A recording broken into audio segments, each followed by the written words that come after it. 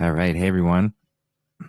That was Fleet Foxes, the band with the songs Battery Kinsey and Montezuma. Hope you enjoyed that. Love the harmony in their music. They've got a lot of great stuff. So let's take a look at the lyrics here and see what we see. So for Battery Kinsey, I woke up one morning, all my fingers rotten. I woke up a dying man without a chance. So I sort of see this as kind of like, woke up. So the awakening process, sort of realizing that we've been living in a dead reality made by Death Eaters, the death cult, convincing us that death is all that there is. And so we've got to be afraid all the way through. So that's the Walking Dead, the zombie reality that we've found ourselves in. So here, I woke up one morning, all my fingers rotten, realizing that I was dying. I woke up a dying man without a chance. I came to your window, threw a stone and waited. At the door, a stranger stood. The stranger's voice said nothing good. I turned to walk the frozen ground alone all the way home. So maybe the window referring to sort of like us attempting to reconnect with God. I could see it representing that, or just trying to find our way back to life. But the door rejected us because we were unclean. We didn't have oil in our lamp. We were turned away from the kingdom of heaven when we don't live in that state, in alkalinity and in righteousness. So perhaps that's what it's referring to here, when we're turned away to walk the frozen ground. So then here's a warning: wide-eyed walker, do not wander through the dawn. So don't waste this experience. Don't waste this opportunity to step into oneself fully. Don't wander. Don't stray from the path. Both my eyes are fading, no light in the evening, planted like a seed in sand and drowned in rain. So this is likely referring to the parable that Jesus spoke about planting seeds in good soil. Don't cast our seeds in the sand and amongst the thorn and thistle, and because it can't grow there. So perhaps this is referring to the foundation that the singer has built their life around, and how the seeds gifted by God are not there to be fertile enough to grow. No light in the evening because the light is not there. So that's what it could be referring to here. Watch you for an hour. He kept you beneath him. He kept you on lock and key. He paid the wage you sent to me, and waste the day so idly alone all the way home. So watch you for an hour. He kept you beneath him. He kept you on lock and key. He paid the wage you sent to me, and waste the day so idly alone all the way home. I'm not as sure about this portion. Yeah, I'm not so certain about that one. But again, it repeats: wide-eyed walker, do not wander, don't stray from the path, don't blaze through the daybreak where the light comes in. Don't waste it, because night will come again. So we have to enhance and strengthen our light in those moments. Do not wander. So that's what I see there. There could be lots more to it. But that's what I get out of it. And it's a beautiful song, really is. And then the next one, Montezuma. So now I am older than my mother and father when they had their daughter. Now what does that say about me? Oh, how could I dream of such a selfless and true love? Could I wash my hands of just looking out for me? So sort of examining the, what could be viewed as like a self-centered life without children, And just sort of, this song is all about reflection. So just looking back. Oh man, what I used to be. Oh man, oh my, oh me. And oh could be referring to like the open mouth for the breath of God, and then man, my, me all start with M. So this could be the representing the union between Father O and Mother M, perhaps Om. That's where the Om comes from as well. The connection between those two. Om. So it could be referring to that. And then it continues, in dearth or in excess, both the slave and the empress will return to the dirt, I guess, naked as when they came. So sort of just breaking down these ideas of separation and the fact that we all come from the same place and all going to the same place and we're all here together. So yeah, they're just roles that we play. I wonder if I'll see any face above me or just cracks in the ceiling. Nobody else to blame. Oh man, what I used to be, it continues. Gold teeth and gold jewelry, every piece of your dowry, throw them into the tomb with me, bury them with my name. So we don't need to be focused on the material. They are temporary. It's like Jesus talks about gathering treasures and how that's not necessary because they can be stolen or fall to rust. Because that's not the real treasure. It's not the physical material. There's nothing wrong with material, but are we devoting our life to that? Is that our foundation? Is that where our aim is? And if it is, then it's best to redefine our relationship with that and bury them with my name. The name could be referring to the false maritime admiralty law capital name given to us, our slave name. So when we have to let that slave corporation die along with our material pursuit, bury them with my name, the na, me. Unless I have someday ran my wandering mind away.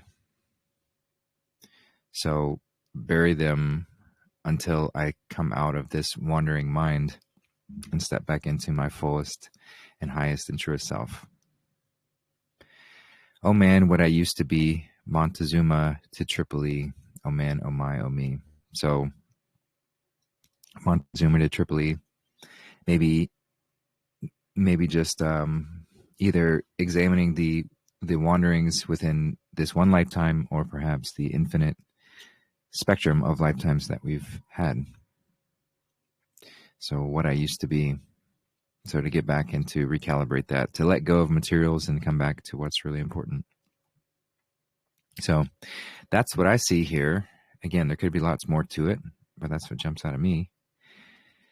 So yeah, let's those are the songs for today, and welcome to another show and another episode of Quest-i-ons, the quest to illuminate the single eye, the quest we are on, the quest I am on. And I love to start these shows with some music to break down and just explore depth within these songs, not knowing whether the intention was placed there with the artist or if that's just the divine consciousness poking its head through. Either way, they're wonderful to examine and listen to, and so I enjoy that very much. And these shows are an opportunity for us to come gather together and ask questions and speak with each other and talk on anything that's on our mind. There are no topics that are off limits. Anyone can bring anything forward, and it's always a great time. So I have quite a few written questions that we can go over that people have sent me, and you're always welcome to send me questions if you are unable to attend the live shows. You can reach me any which way that you can find me, whether through a comment on a post or directly via Telegram. My username is @JustinCarpenter. Just be mindful of scammers impersonating me, but the username is @JustinCarpenter. You can find me there. Or the link is t.me/Justin Carpenter. That's the link directly to me. And then And then you can message me on Facebook or through my website, justincarpenter.org. Or like I said, on any post, you can write questions and I'll do my best to save them. If I somehow miss a question and a couple weeks go by, a couple shows, and you didn't hear your question answered, remind me, because it's just me. So I don't have anyone keeping track of stuff. I'm just doing my best as I can. So I appreciate that.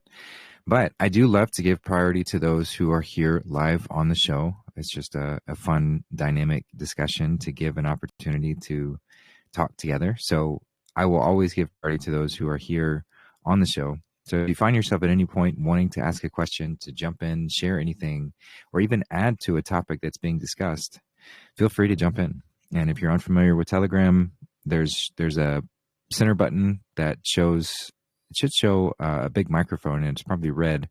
If you click that, that will signal to me to open up your mic. Or actually, no, I think it's a figure of a little figure that can raise your hand.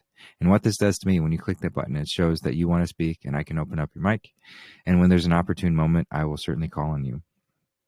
And if your mic is already open, then just wait for a pause, wait for a silent moment, and jump in. And if you have a hard time doing that, then just toggle your mic on and off, and I'll see that. I'll do my best to see that on the screen, and I'll get to you when we do have an opportunity. So if at any point you want to jump in, do not hesitate. This is an open space for us to discuss. And so let's just go over some announcements. So I took last week off from these shows, which was I had a great opportunity to go down to Orlando, found a really inexpensive flight to make it down there. And everything was pointing that I needed to go. God made it very clear I needed to go. And it was clear when I got there. There were, so I went to meet up with the Foxhole Foundation, the group that I've been helping with in Western North Carolina, and they're gearing up to help in many other areas as well, but they're just getting started. So they've been focused in Western North Carolina and delivering aid to those who need it. Jeff and Evan have been consistently driving trailers and campers and things and supplies and funds and all sorts of things to those in need in that area. Nadine has been consistently on podcasts and just helping out to get the word out. And Deirdre has been diligently managing the digital space, making videos and putting the website together and everything. So they're doing a phenomenal job at just helping people in need. And that's all they want to do, is just continue helping as much as possible. So that was the reason we went to Orlando, we got invited to go to the Hula Bowl, which was, not really as much interested in the sports side of it, but it's a college bowl game for those who were wanting a shot at getting in the NFL. It was my understanding. So they were there to play, and then it was a fundraiser all around that. So there were a lot of people there, and we were there to kind of set up and to network and to sell T-shirts to raise money for more assistance and aid for those in need. And it went fairly well. I think there was some miscommunications within or something. I don't know. Some issues with getting our name out there in a bit bigger of a way while we were there, but we made the most of it, and it was a good learning experience for sure. But yeah, so that's where I was this past week, just helping out with that. And so happy to be back on this. And as I mentioned in the post, we're going to start doing these Quest-i-ons on Thursday at the same time, and then having the watch parties on Friday. I think that'll just be a little bit easier for people to attend, and should be, it's always nice to just change things up every now and again. So that'll be that moving forward. And so as far as continuing with me and updates, I wasn't planning on going to the rally and inauguration in DC this weekend, but I did check in with I did ask around to see if there were any big events planned as far as this ever awakening saga that's unfolding, and I was told that it should be safe to go to this event this weekend. So I shouldn't hesitate if I wanted to go. So that's my plan. It's not far from me. I'm planning on going from here in New York to DC and seeing this momentous occasion. I'm definitely going to go to the rally on the 19th. And then the 20th, the inauguration, I don't think I'll actually have tickets to get into that, but there'll be plenty of ways to see and watch from the street. So I'll be there, and I'll be bringing Darth and Joanna's oldest children with me, who haven't had an opportunity to go to something like this. So, I mean, they're basically young adults at this point, but they don't get much of an opportunity to travel. So it'll be a fun opportunity to go and have them get to see this big event and this wonderful occasion. So if anyone's going to be in DC for the rally or the inauguration, hit me up, let me know, and I'll definitely see you there. So that should be a fun opportunity to go and do that. And so yeah, that's kind of upcoming stuff. And then what else? Yeah, so I'm sure most of y'all are aware that there's a lot of people in need right now. There's a lot of people that need help. There's a lot of people that need financial assistance and help in all sorts of ways. And it's supposed to be like this, right? Like, we are on the precipice of major change, and I don't anticipate this to get any easier until the big crescendo, and I don't know how long that's going to take to get there. I mean, we could be looking at weeks, but we could be looking at much longer. So as we go through this time, it's important that we continue helping each other out any which way we can.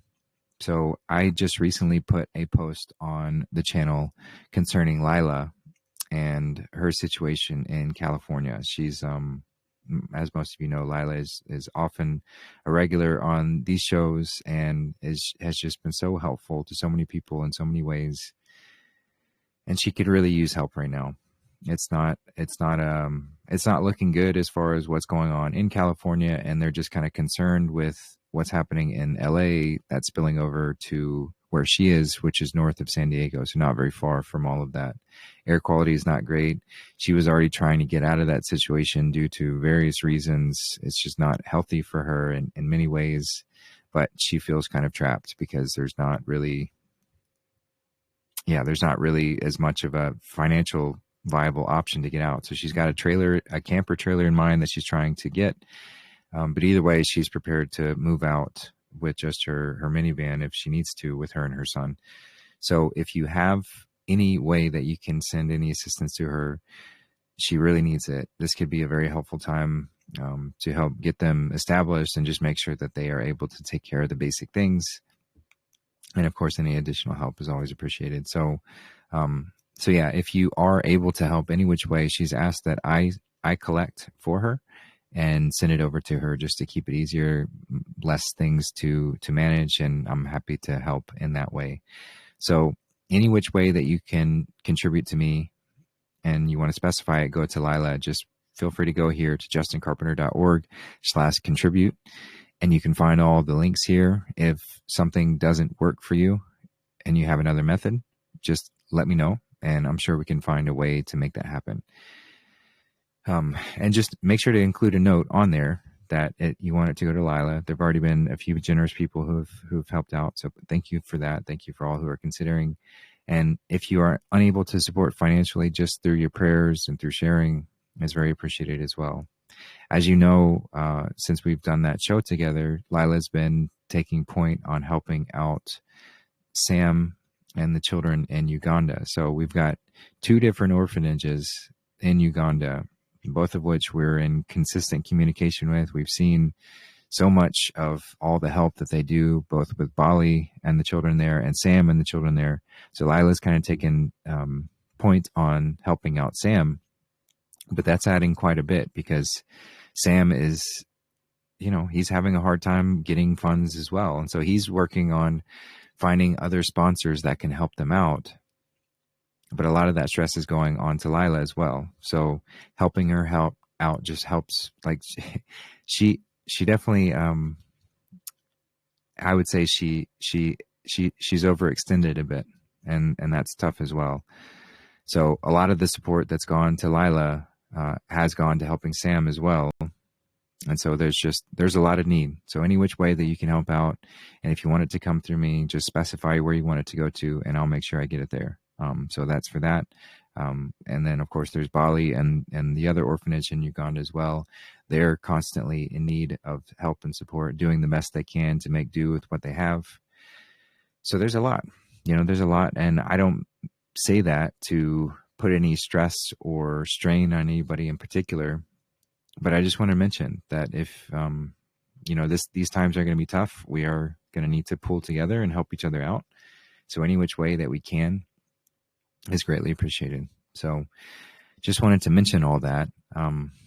Thanks for listening. And if you have any concerns or ways or ideas, or perhaps you can't commit financially, but you can help out with administrative stuff or organizing things or communications or whatever. There's lots of ways that you can pitch in. So don't hesitate to reach out if you have other ideas on ways to make things go smoother, or, I'm open. And yeah, just wanted to mention that because it's a lot. And yeah, so thanks for listening. So yeah, we'll just jump right into the show today and just get right into it. So if you have any questions or topics you want to cover, now would be a great time to jump in. So I'll just give a quick pause and see if anybody does want to jump in. As I mentioned, I do have some offline questions that I can get to, but I love to speak with those who are here on the call. So I'll give a chance.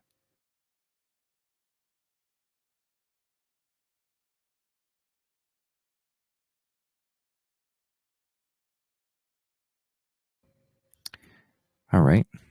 Well, here we go. Let's see. So I had a few questions on narcissism and sort of how to address and deal with that energy. And I think it's a really important topic. And Lila and I would actually like to do a full dedicated show on this topic, because there's a lot that we can discuss, and we can go over real examples that people have shared and people are going through. So I'm just going to do a brief touch on the topic, because it's something that can't really be talked about too much, because this is the primary energy that we are up against. So it doesn't really matter what label we put on it, but this sort of separated, self-serving energy is what's responsible for all of us to fall into states of that, but also it's the root of what gives the cabal energy as well. So that's what I mentioned. There was a situation brought forward by Love Wins, and she was talking about her family and dealing with her sister and having an example of, things not being communicated and just dealing with that energy in general. So I shared that it's important that we do see this energy for what it is. And I've really enjoyed Dr. Ramani's work on YouTube. She does a great job at breaking down like how to deal with this energy, how to address it. One thing that I do kind of disagree with her is she says it's like impossible for a narcissism to ever break free from this patterning. I don't agree with that. I think that we all have the potential of falling into this energy. Some people are just so accustomed to it that they don't know any other way. And so when it is revealed that somebody is locked into this narcissistic sort of energy, it is best and she says this, but from her perspective, it's best to separate, to find ways to separate given the circumstances. I know that can be challenging, but if we are able to separate from that energy, and if you can't, then find strategies within that to not give that energy any power over your life if you do have to still physically be near it. So yeah, let's see if I can go into anything specific. As I mentioned, I want to go into this on a more dedicated show, because it does come up quite a lot. And I know Mary Louise brought up that she has the hardest time with the emotions and just being at peace with letting that go, how to move on. And yeah, just that kind of stuff, especially when you're dealing with close family members and people that you spend a lot of time with. It's the hardest because so much within us, we're so built around community. We're so built around that being such around family, around that being such an integral part of this experience. But if we find ourselves in those situations where family members or people we live with or whomever are demonstrating that they've fallen into that energy where no matter how it presents itself, and that's where it gets tricky, because that energy can disguise itself. It's the same energy as why they call Satan the deceiver, because it disguises itself within somebody to where they might act like they're doing good or act like they're trying to help or be compassionate. But if it's discovered that there's always an angle to it, there's always an agenda, then there's a transaction that's being done there. And somebody might be presenting themselves as good just to show, just for show, just to pretend like that's the case. But it's a false energy. It's not actually there. So the best thing to do in that is to separate, as I mentioned. But how do we deal with the emotional kind of like back and forths with that of where we fall into guilt, thinking that we're doing something that we shouldn't? It's family. Like, how could I treat family like that? And these are the kind of patterns that we can get stuck in that actually perpetuate that energy from continuing. So what I like to remember consistently is that everyone is our teacher. Even the most gruesome narcissistic energy, someone embodying that, it's still a teacher for us.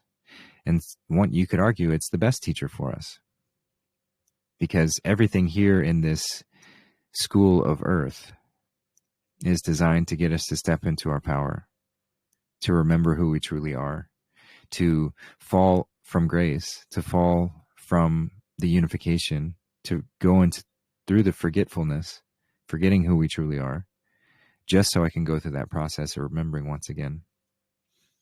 And I can only fully remember who I am is if I remember how powerful I am.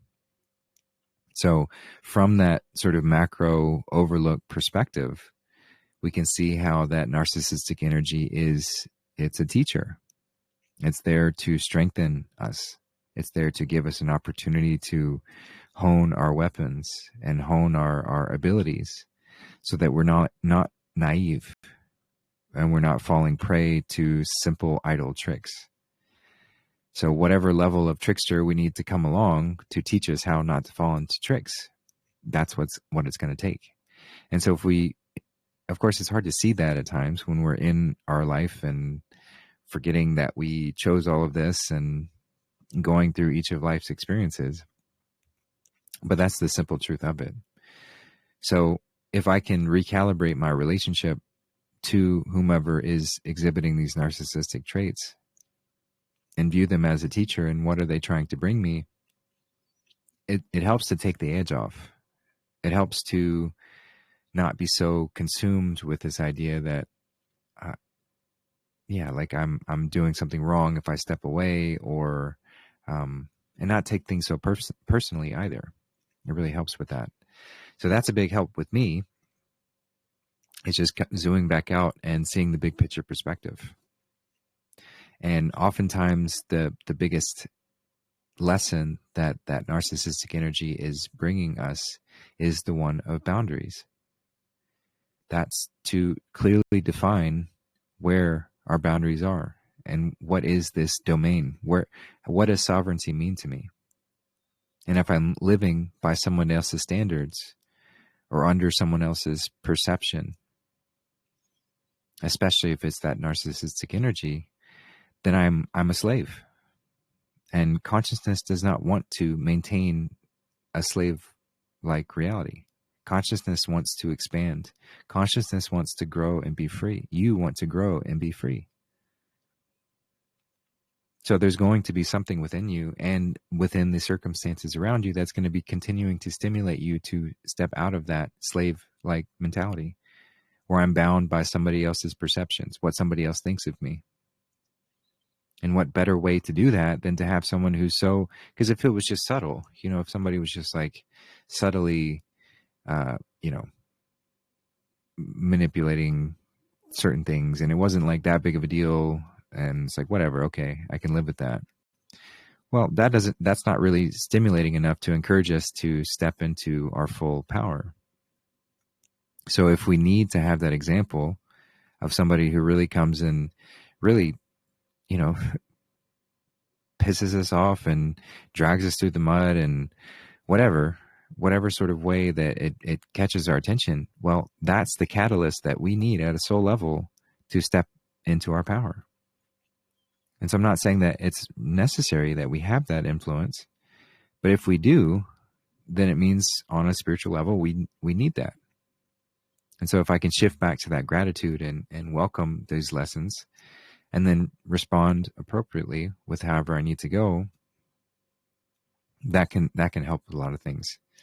But it's, of course, so much easier said than done. I can sit here and talk about this all day long, and putting it into practice, that's where it really comes down to it.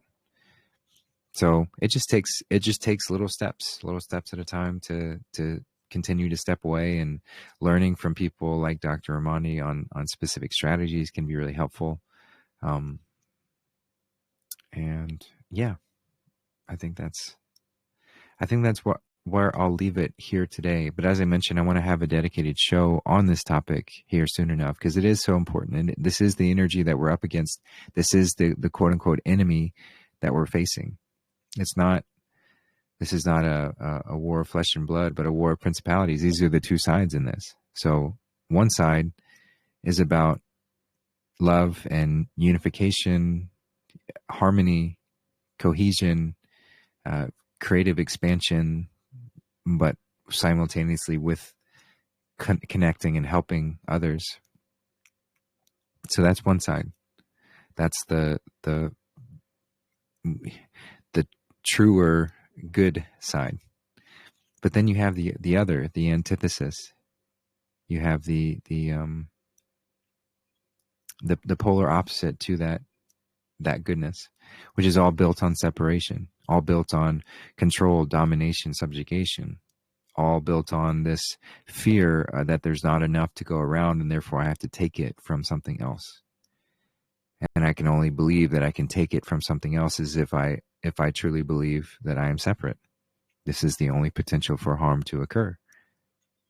So that's the foundation of the enemy, this energy that has potential to exist in all of us. None of us are excluded from this potential. But if we let it fester and manifest, then we fall and fall and fall until we are in the ranks of doing the most evil. Evil does not have to exist, but when we allow this energy to fester, evil certainly does. So that's why it's so important that each of us recognize this energy, where it first and foremost, where it shows up within you. When I have that negative self-talk where I'm beating myself up or judging other people, that's a form of narcissism. That's a form of this energy. That's a form of the energy, the enemy. And I'm not saying that to like continue beating yourself up if you have thoughts that are aligned with that, because we all have this darkness within us. And that's why I often say that comedy is the best medicine for that, because if we can recognize, okay, this darkness exists and it can surface within my thoughts and whatever, it happens.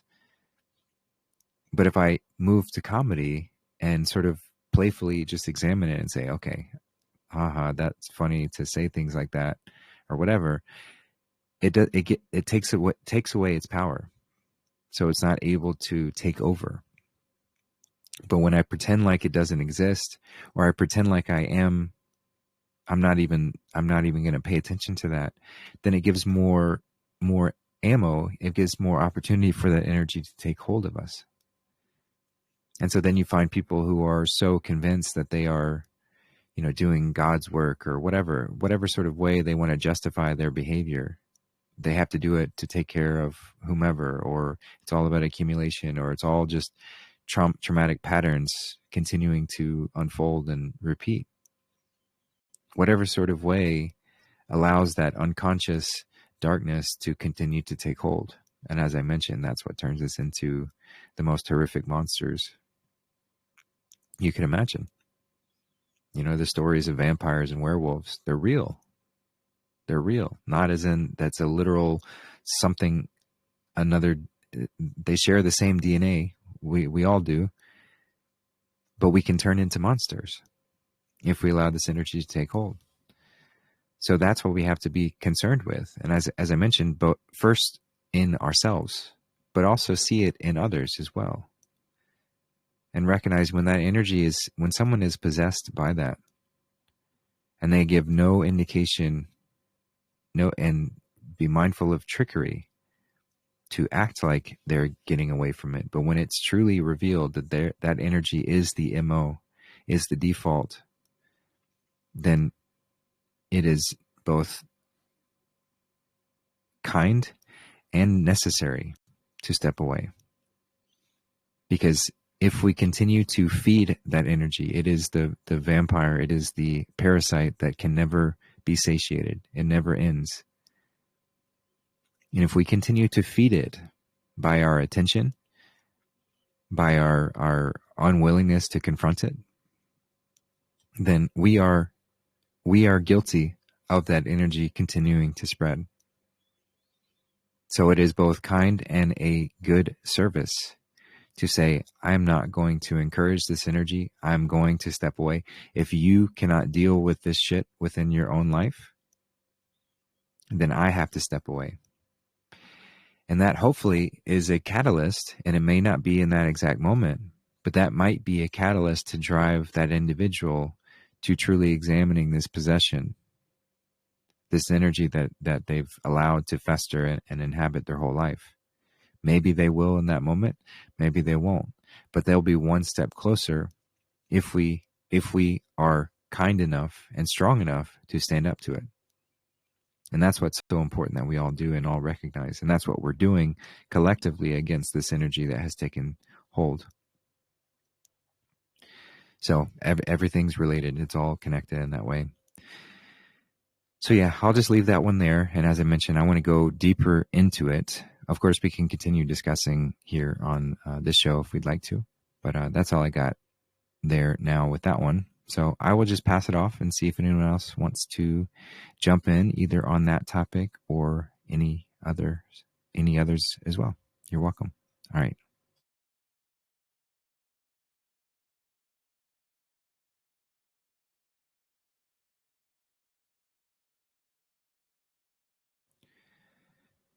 All right. So I had a question from Marlena, and she was asking about different blood types. So she said she's seen the alien rabbit hole stuff where they talked about our DNA being messed with by aliens or whatever, the Anunnaki and all this different stuff. So she was asking where the blood types come from.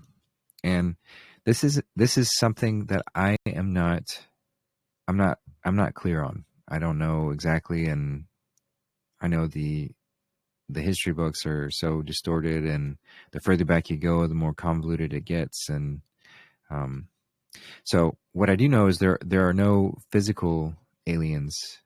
There's nothing, no external beings coming from outer space to do whatever. However, we have always existed here, and there's much evidence to show of our ancient structures and civilizations where we were much, much, much, much more advanced than we are now. This whole idea that this advanced time and is nonsense. We are deep in the dark ages for sure. I mean, we've been in darker ages, but it's still pretty dark. And you could argue darker just because of the level of incompetence and sleepiness within people. So throughout that time, there have been rises and falls of civilization, and it's always been the same story of dealing with this energy, as I just mentioned, this sort of separated, self-serving, parasitic energy versus the Christic energy, which is always trying to find its way back to unification and harmony. So they're always at each other, and those who align with either are going to be at odds. So I don't know if there have been instances where I can imagine, say, a civilization falls, and say you do have ways to tamper with or modify DNA to some degree, or to alter, have some sort of breeding program that would change things. There very well could have been attempts made to manipulate DNA and to change things, and maybe this is what we're seeing within blood types. Maybe this is presenting a difference within that. I don't know for sure. I'm just speculating on that one, but it could be very possible. However, I will say that no matter how much tampering, nothing can ever replace this God-created creation. So even if there has been evidence of that, and even if we do find out that there were moments where that was done and we've got to sort of recalibrate and work our way back, it still doesn't change the fact that God's creation is perfect. And we are the pinnacle of God's creation. So if we have to recognize, like, hey, okay, some of that evil energy really tried to come in and fuck things up, well, we don't have to give them any power. We don't have to give them that satisfaction. Evil doesn't claim any ownership over anything. So we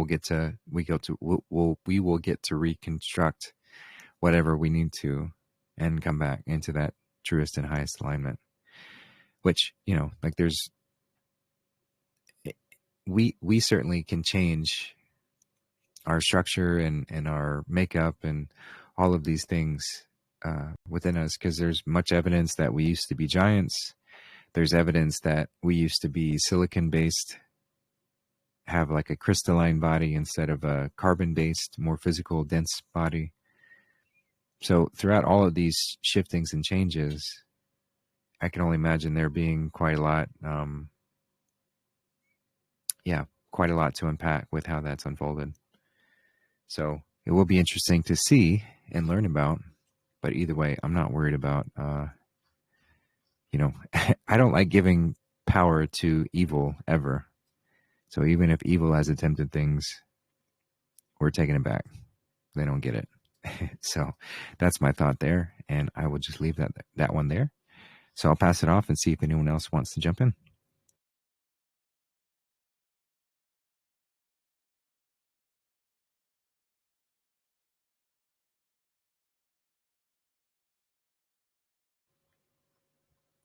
All right. Well, this one is from Cheryl, and she asked about salt. So she was saying she was under the belief that salt is terrible for us and can disrupt the raising of the chrism oil. And hearing that regular table salt can have sand and glass in it. So she was first asking about that, but then she was asking about the 4 salts that I had recommended, a couple weeks ago. So I'll just go into salt first and foremost. So it's important to remember that salt is a very broad category. It's not just your table salt. It's not just the things you're going to find in mine and rocks. Salt is more of a typically it's anything related to sodium. So it's a chemical compound with sodium within it. The most common form of salt that we recognize is sodium chloride. So it's important to distinguish between these two, because our body is comprised of salts. It's always using sodium for lots of things. Sodium is very important for us to have. And sodium we find in fruits and vegetables. So it's commonly found in all plants. And so we can easily acquire and have that through those means. So when she's asking about the four salts, which is a compound of calcium, magnesium, sodium, and potassium. So those are all four salts as well, but they're not sodium chloride. There's no sodium chloride in the four salts.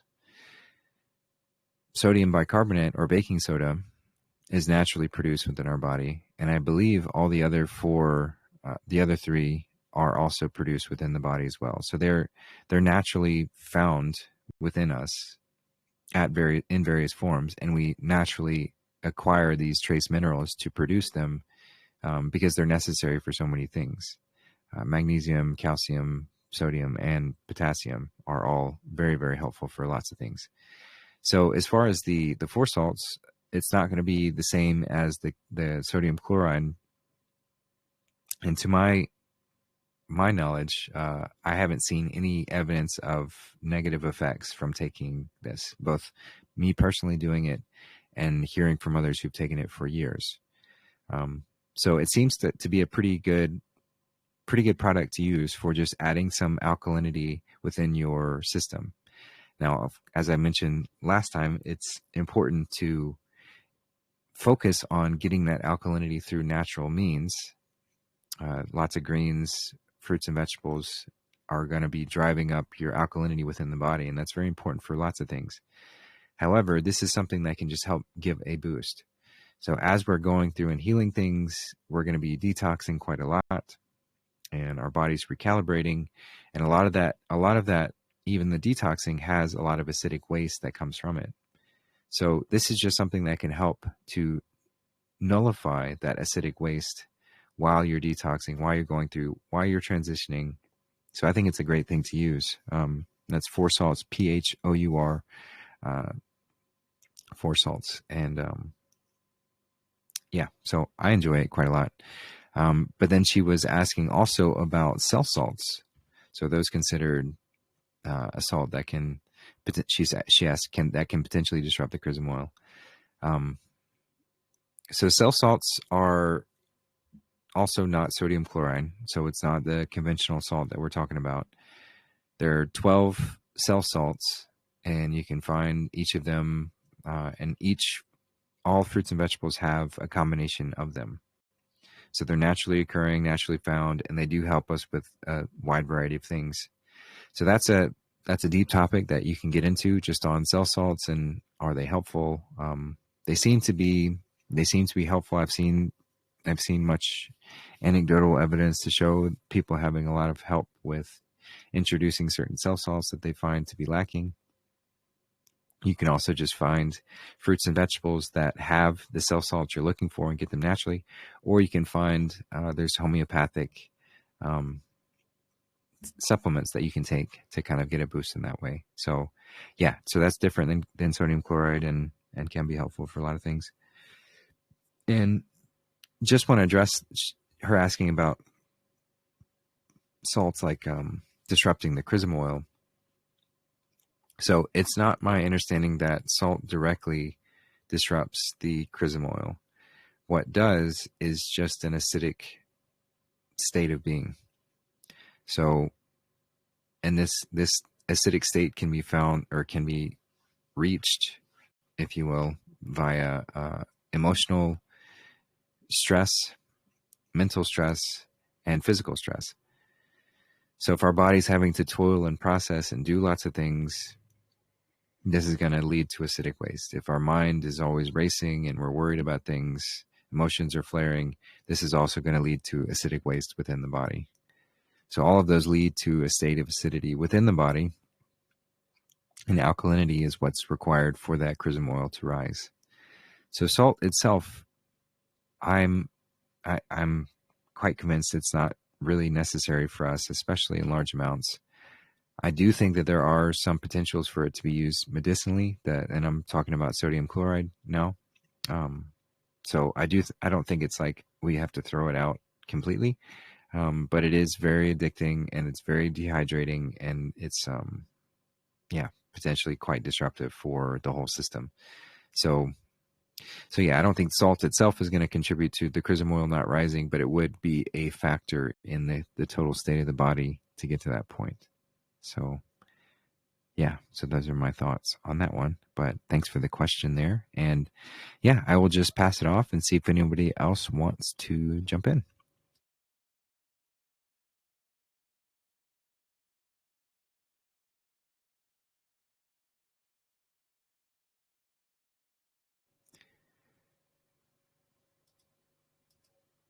Hey, Belinda, did you want to jump in? Go ahead.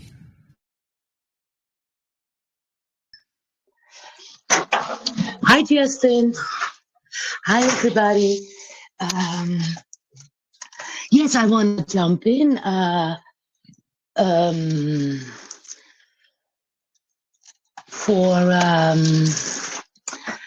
want to say so much because I have my children. Of my son, I don't see him because of a narcissistic relationship with his father. So it continues on when the father is dead now, but it's continue in the children. So that is very sad. That's the reason why I don't see my son. And it's sad also because if you don't have a good bond relation with the mother, your mother, then that is very sad. Also in spiritual way, so like that. And because I have a lot of experience also in this, and you said it's very beautiful. We learn from these things, and it made me such a strong woman. So it was a good good that you say that, because it's, maybe we needed to learn to grow. I don't know. I'm glad I don't, I'm really glad that he's not alive anymore, because otherwise my life was different. He wouldn't have let me go, because real narcissist people are not so nice, And he threatened always with death and things like that he would kill me and things like that. And the sad thing is what I said, my son, I don't see him anymore. So that is, that is also not nice. But it's, that is what's going on. But I have a lot of things going on right now, and I want to talk over a lot of things. But I have also things with my family, my sister and my brother. It was so sad. So I just want to say thank you. I want to say so much, but I don't. I want to thank you, and I want to listen for further, because sometimes it's just not so easy to make myself clear. So thank you, Justine. Thank you, everyone, that we have each other. And I love you all very much. And I'm glad that we are a family. Okay, thank you. Oh, thank you too.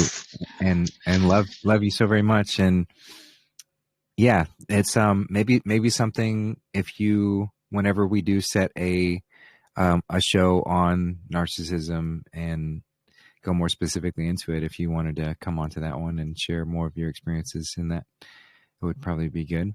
But just appreciate the kindness there. And it is something that's, I mean, we're all facing it to some degree or another, both within ourselves and within other people. And So it's just great to talk about that, not feel like you're, because that's another thing that that energy is very, very cunning in doing, is making those who are doing good feel like they're crazy, feel like they're insane for even asking or thinking that life should be something without having that energy be so dominant. So just to have a space where we can come together and not feel like we're crazy is a great thing to do. So thank you for jumping in, and yeah, we'll talk more about that for sure. So I appreciate that. So yeah, I'll just pass it off and see if anybody else wants to jump in, share anything, ask a question, take us any which direction. You're more than welcome.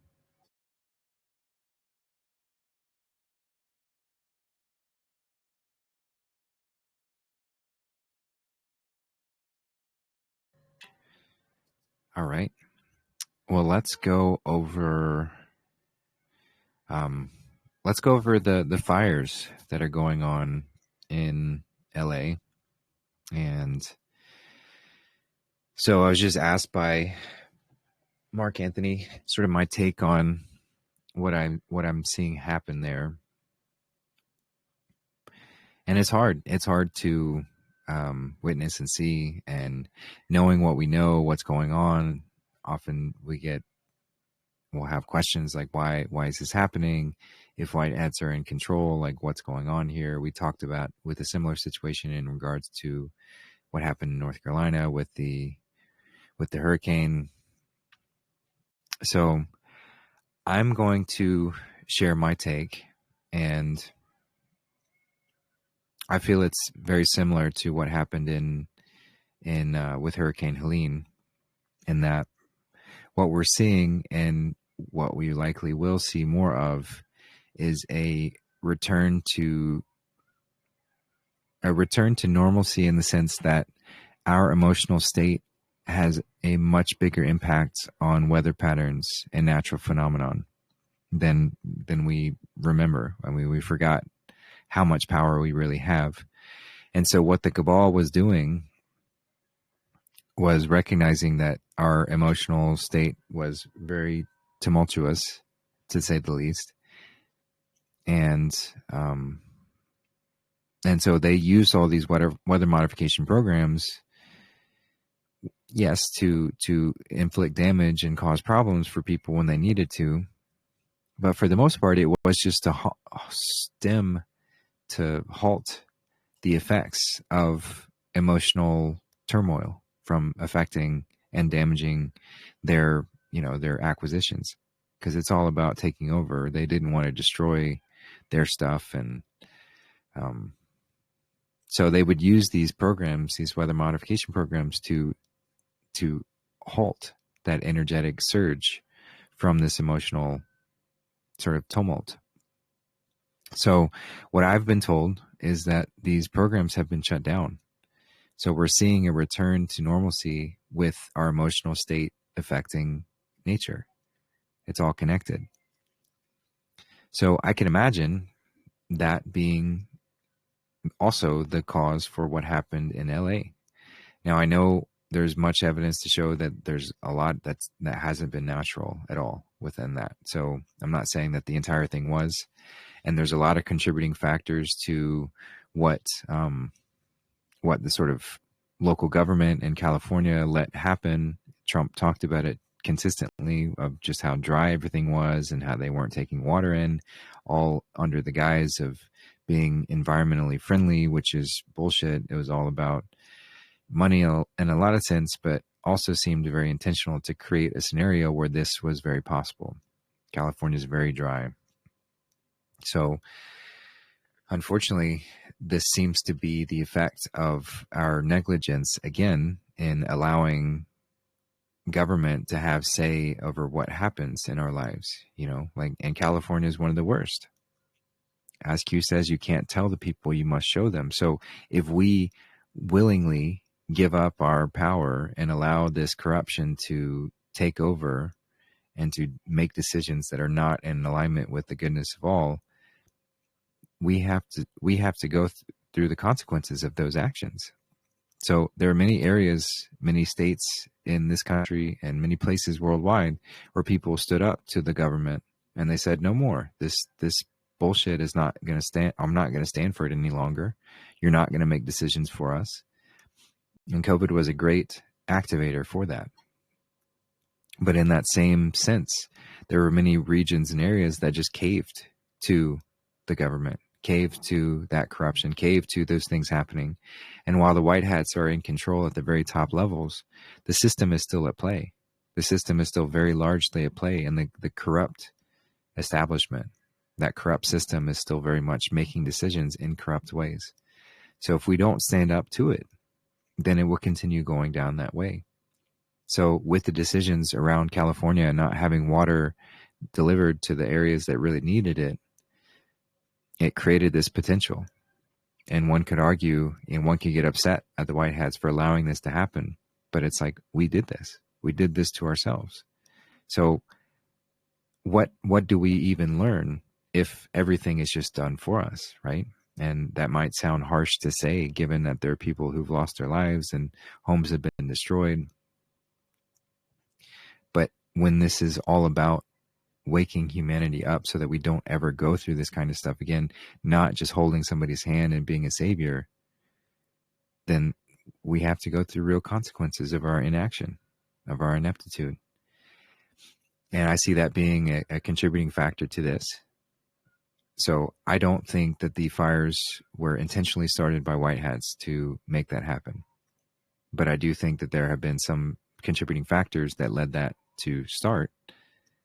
And then I also see there being evidence of people, dissenters, the remnants and the local corruption around like Antifa and other organizations like that, who are really quite angry with lots of things, do seem to be jumping on the bandwagon to cause more destruction with these fires. We've seen lots of videos and whatever of people starting fires in different areas. So I do think that's genuinely some, lower level minions that are out there trying to cause problems, out there trying to make it worse. Maybe they had plans from the cabal to start things if it ever kicked off that way. So they're just going off of a script to try and stir things up in a more evil way. So that could be a contributing factor to this.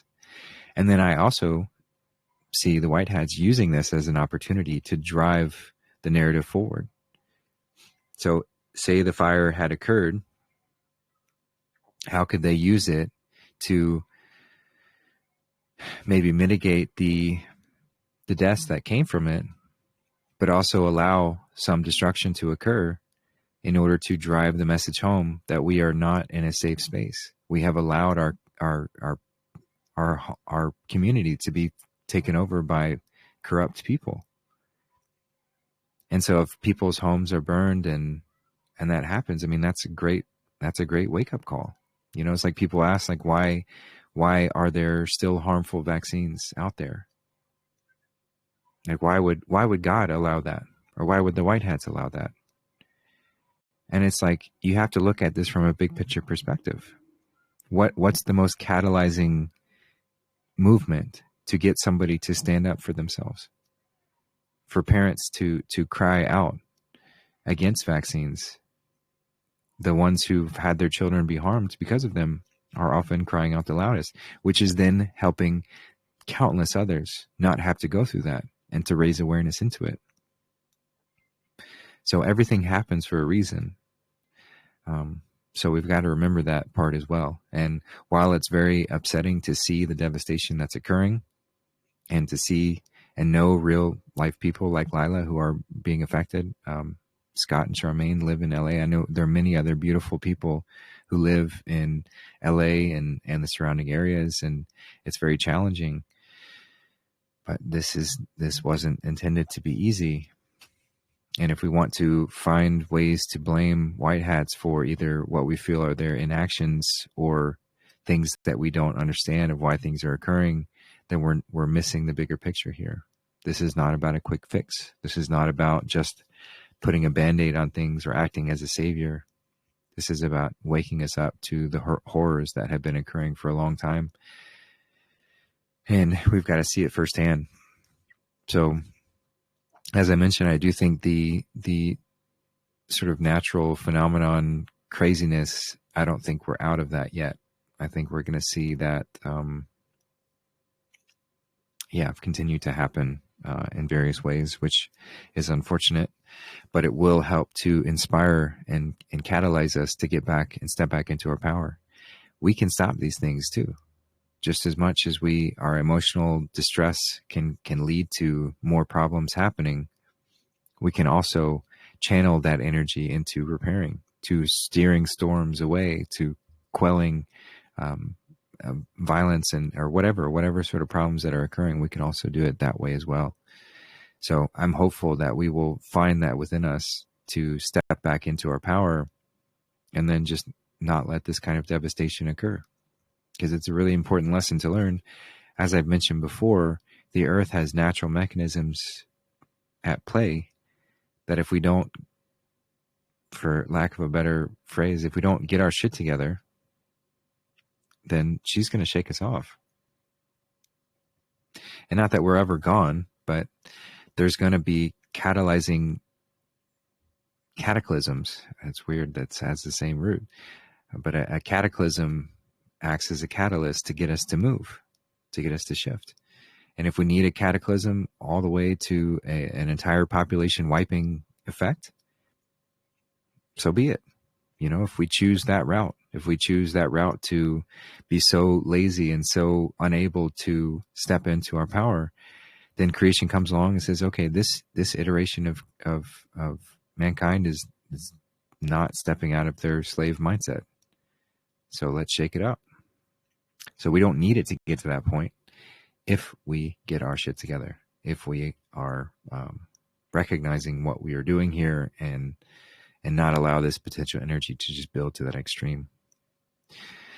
So yeah, those are my thoughts on the fires in LA, and we're continuing to send support and help there. I know the Foxhole Foundation, they're talking about maybe going out there if there's a clear path, right? They don't want to go and spend a bunch of money traveling out that direction if there's not help needed at the moment, because I'm sure there's lots of attention, lots of help from people much closer. But as what happened in North Carolina, once the initial buzz had died down, the help started to die down as well. So that might be a time where,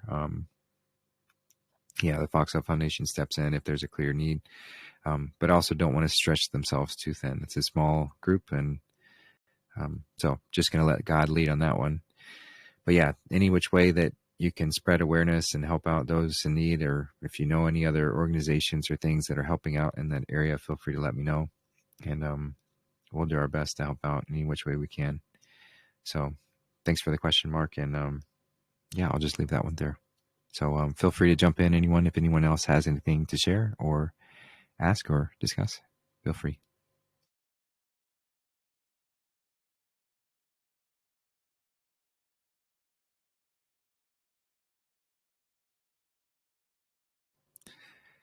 All right. Well, this one was from Darina, and she was asking about two different verses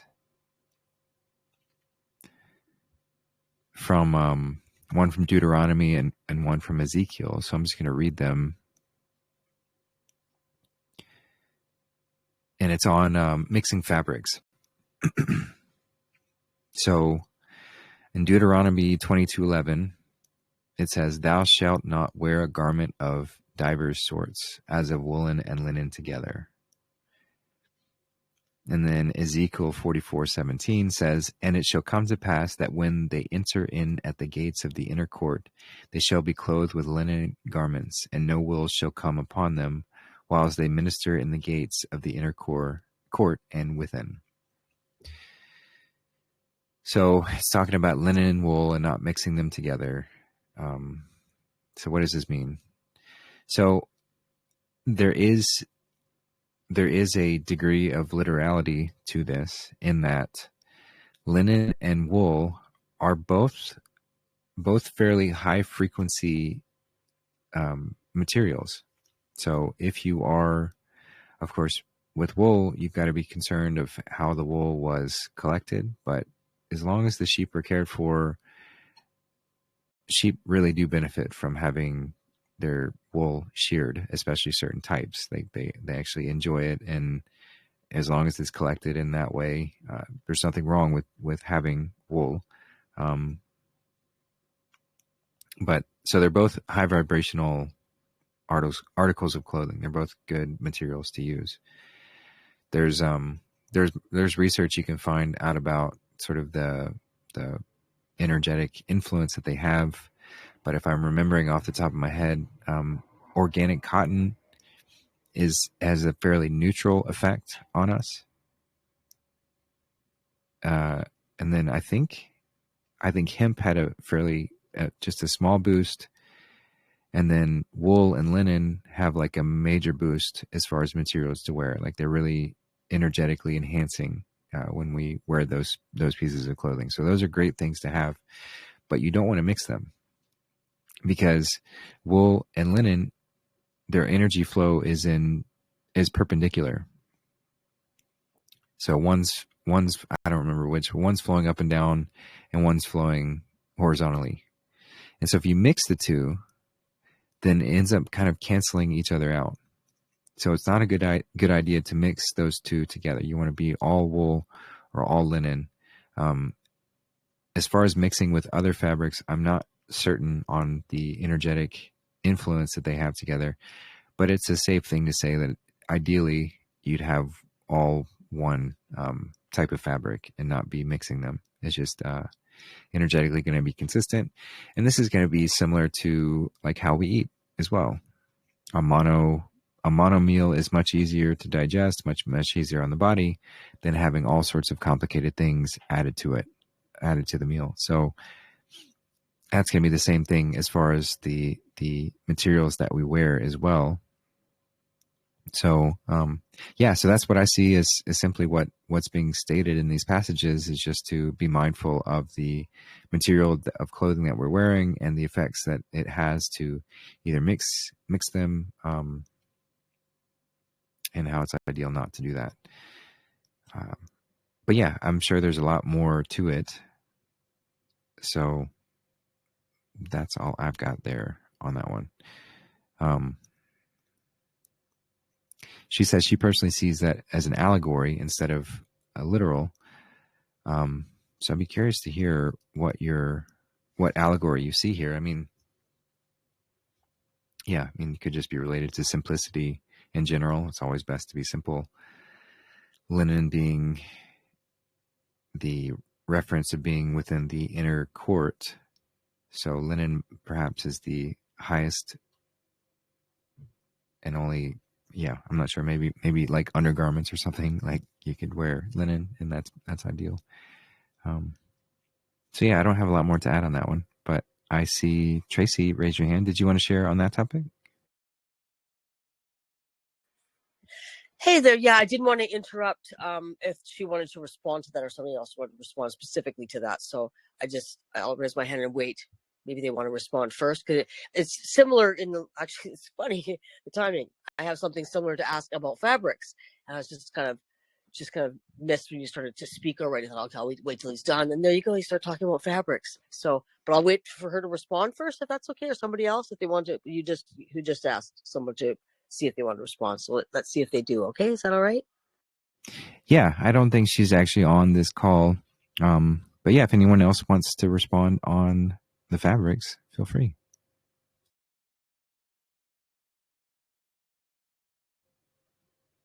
All right, go ahead, Tracy. Yeah, I wasn't going to respond specifically to that myself. It was my question, and I've been wanting to ask this for a bit, and didn't write it down, so I forgot. Anyway, it's about, we were talking about the frequency of fabrics. We've discussed that many times, the frequency that comes from specific fabrics, low to high frequencies that have actually been, accurately registered. So about you said about silk specifically, that it was off the table, and I didn't get back to some clarity on that. So what is your take on wearing silk? Yeah, good or bad, or is it, and maybe any kind of information that you can share, please? Well, I'd have to look it up. If I remember, let's just see, frequency of fibers. Let's see if we can find something quickly here. But if I remember correctly, the silk was not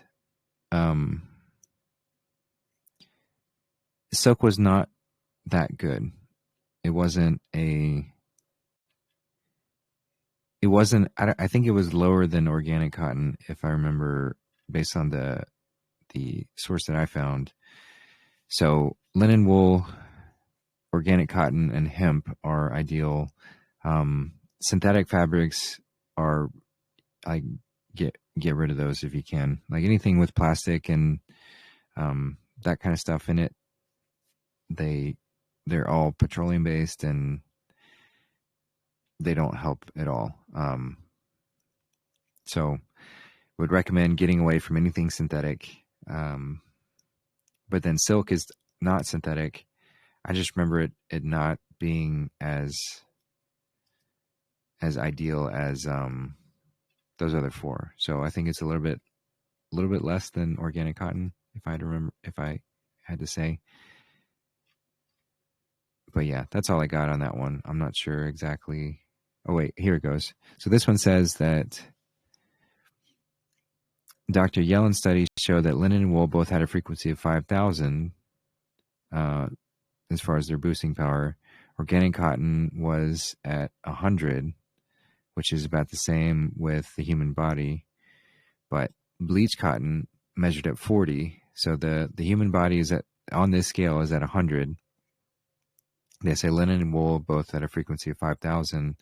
Standard bleach cotton is at a frequency of 40. Silk measured 10, so 10 out of 100. Rayon, which I believe are made from like bamboo, and viscose were rated at 15. And then all plastic type material were 0. So very much reducing. So yeah. So regular bleach cotton is 40, better than silk and rayon. And all of those are better than any of the plastic stuff. But ideally you want to give organic cottons or wools or linens would be, that's kind of what I'm seeing here, at least. So yeah, you can look it up. You can just find just like frequency of fabrics, and you can find other people who've talked about things and find some more stuff there. So yeah. Right. So I know I sort of did ask about the frequency, but what I wanted to ask was, what do you think about it sort of ethically, like coming from a silk, like produced by a silkworm? So, is that something maybe that crosses boundaries? Maybe just, I'm asking maybe your personal opinion, not necessarily what's out there in sort of maybe this is something that vegans talk about. I'm not sure. I haven't looked into it. So yeah, just wanted to kind of just get a little bit of a feel of what sort of you felt yourself, or what you had remembered about the frequencies. So yeah, good to know that.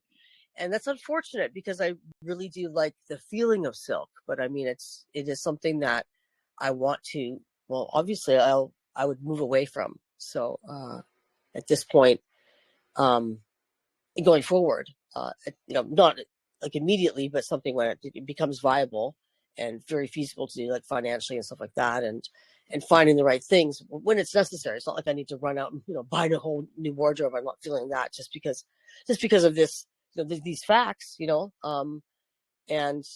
but yeah, wanting to absolutely move towards any raising of frequencies in, in my lifestyle, in what I'm intaking, wearing, in my thoughts, all of it. So yeah, it's all, I think all will absolutely make a difference. So yeah, so thank you for that. I appreciate it.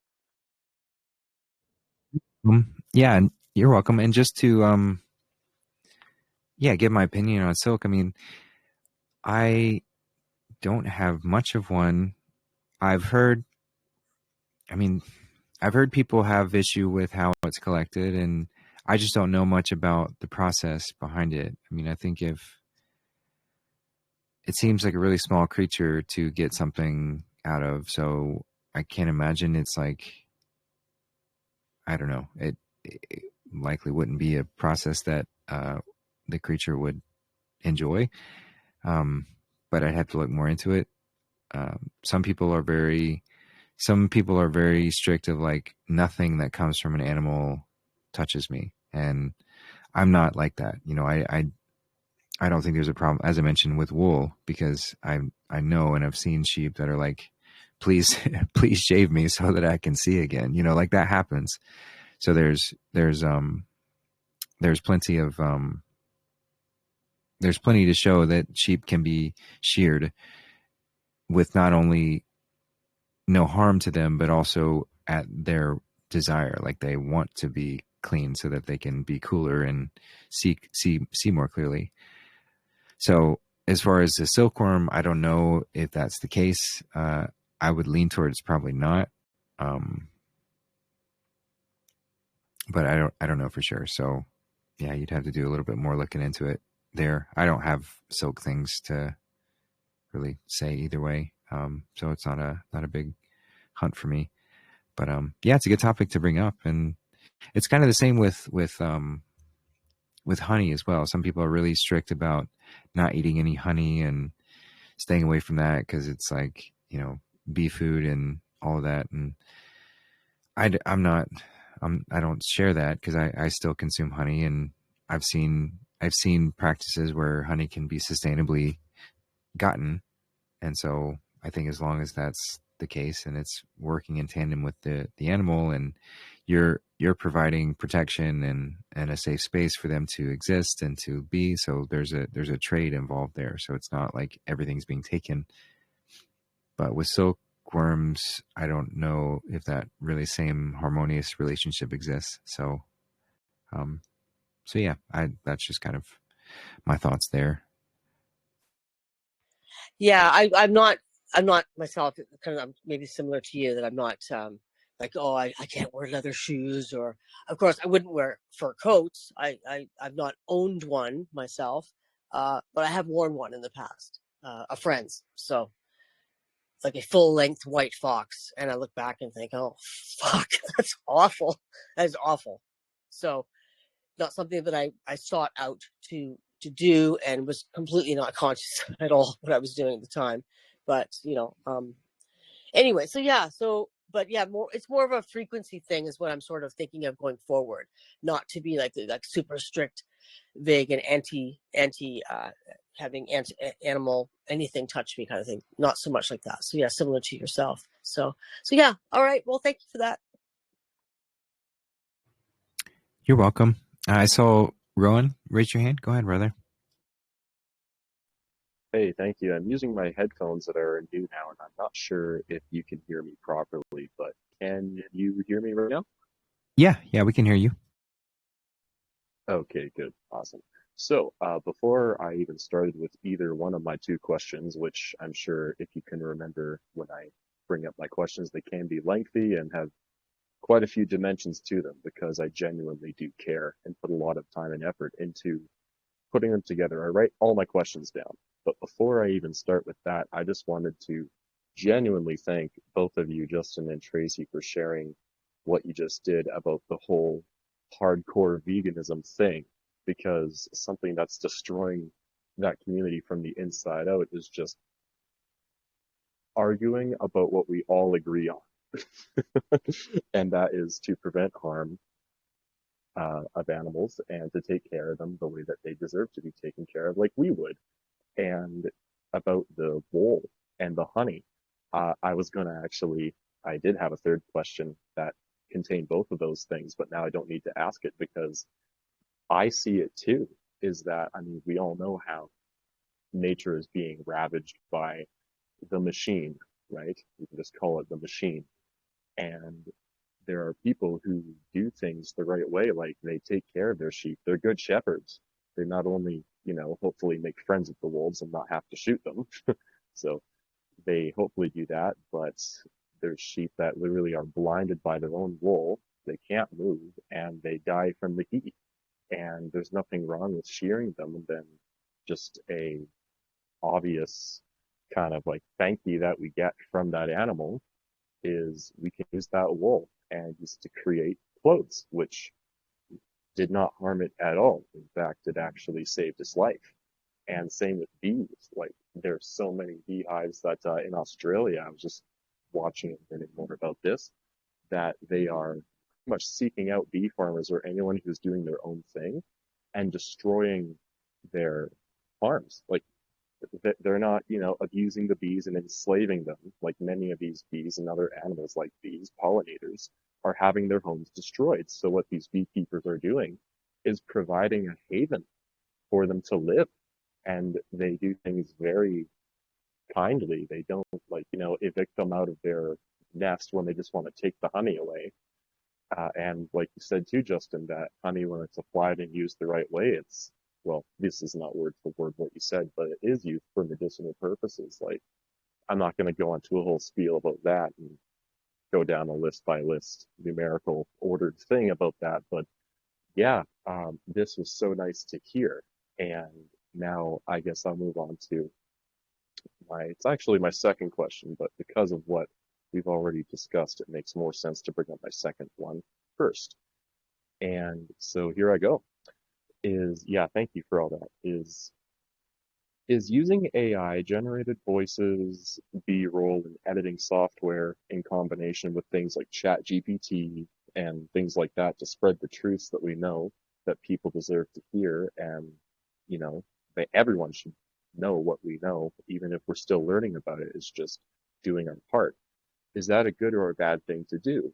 Because I hear so much and read so much and watch so much mixed views and opinions and research about how AI is the devil and it's literally stealing jobs from artists and musicians and the like. But I come across plenty of other AI programs and things and methods and practices that absolutely do not have that effect at all.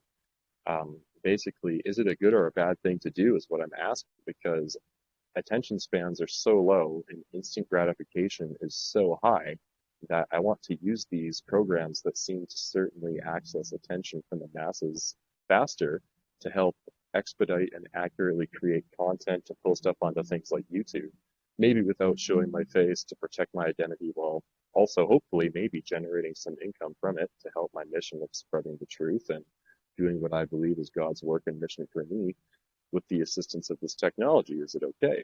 And if it is okay to do, would I have permission to compile and post these videos with some of the audio here from the Quest-i-ons sessions?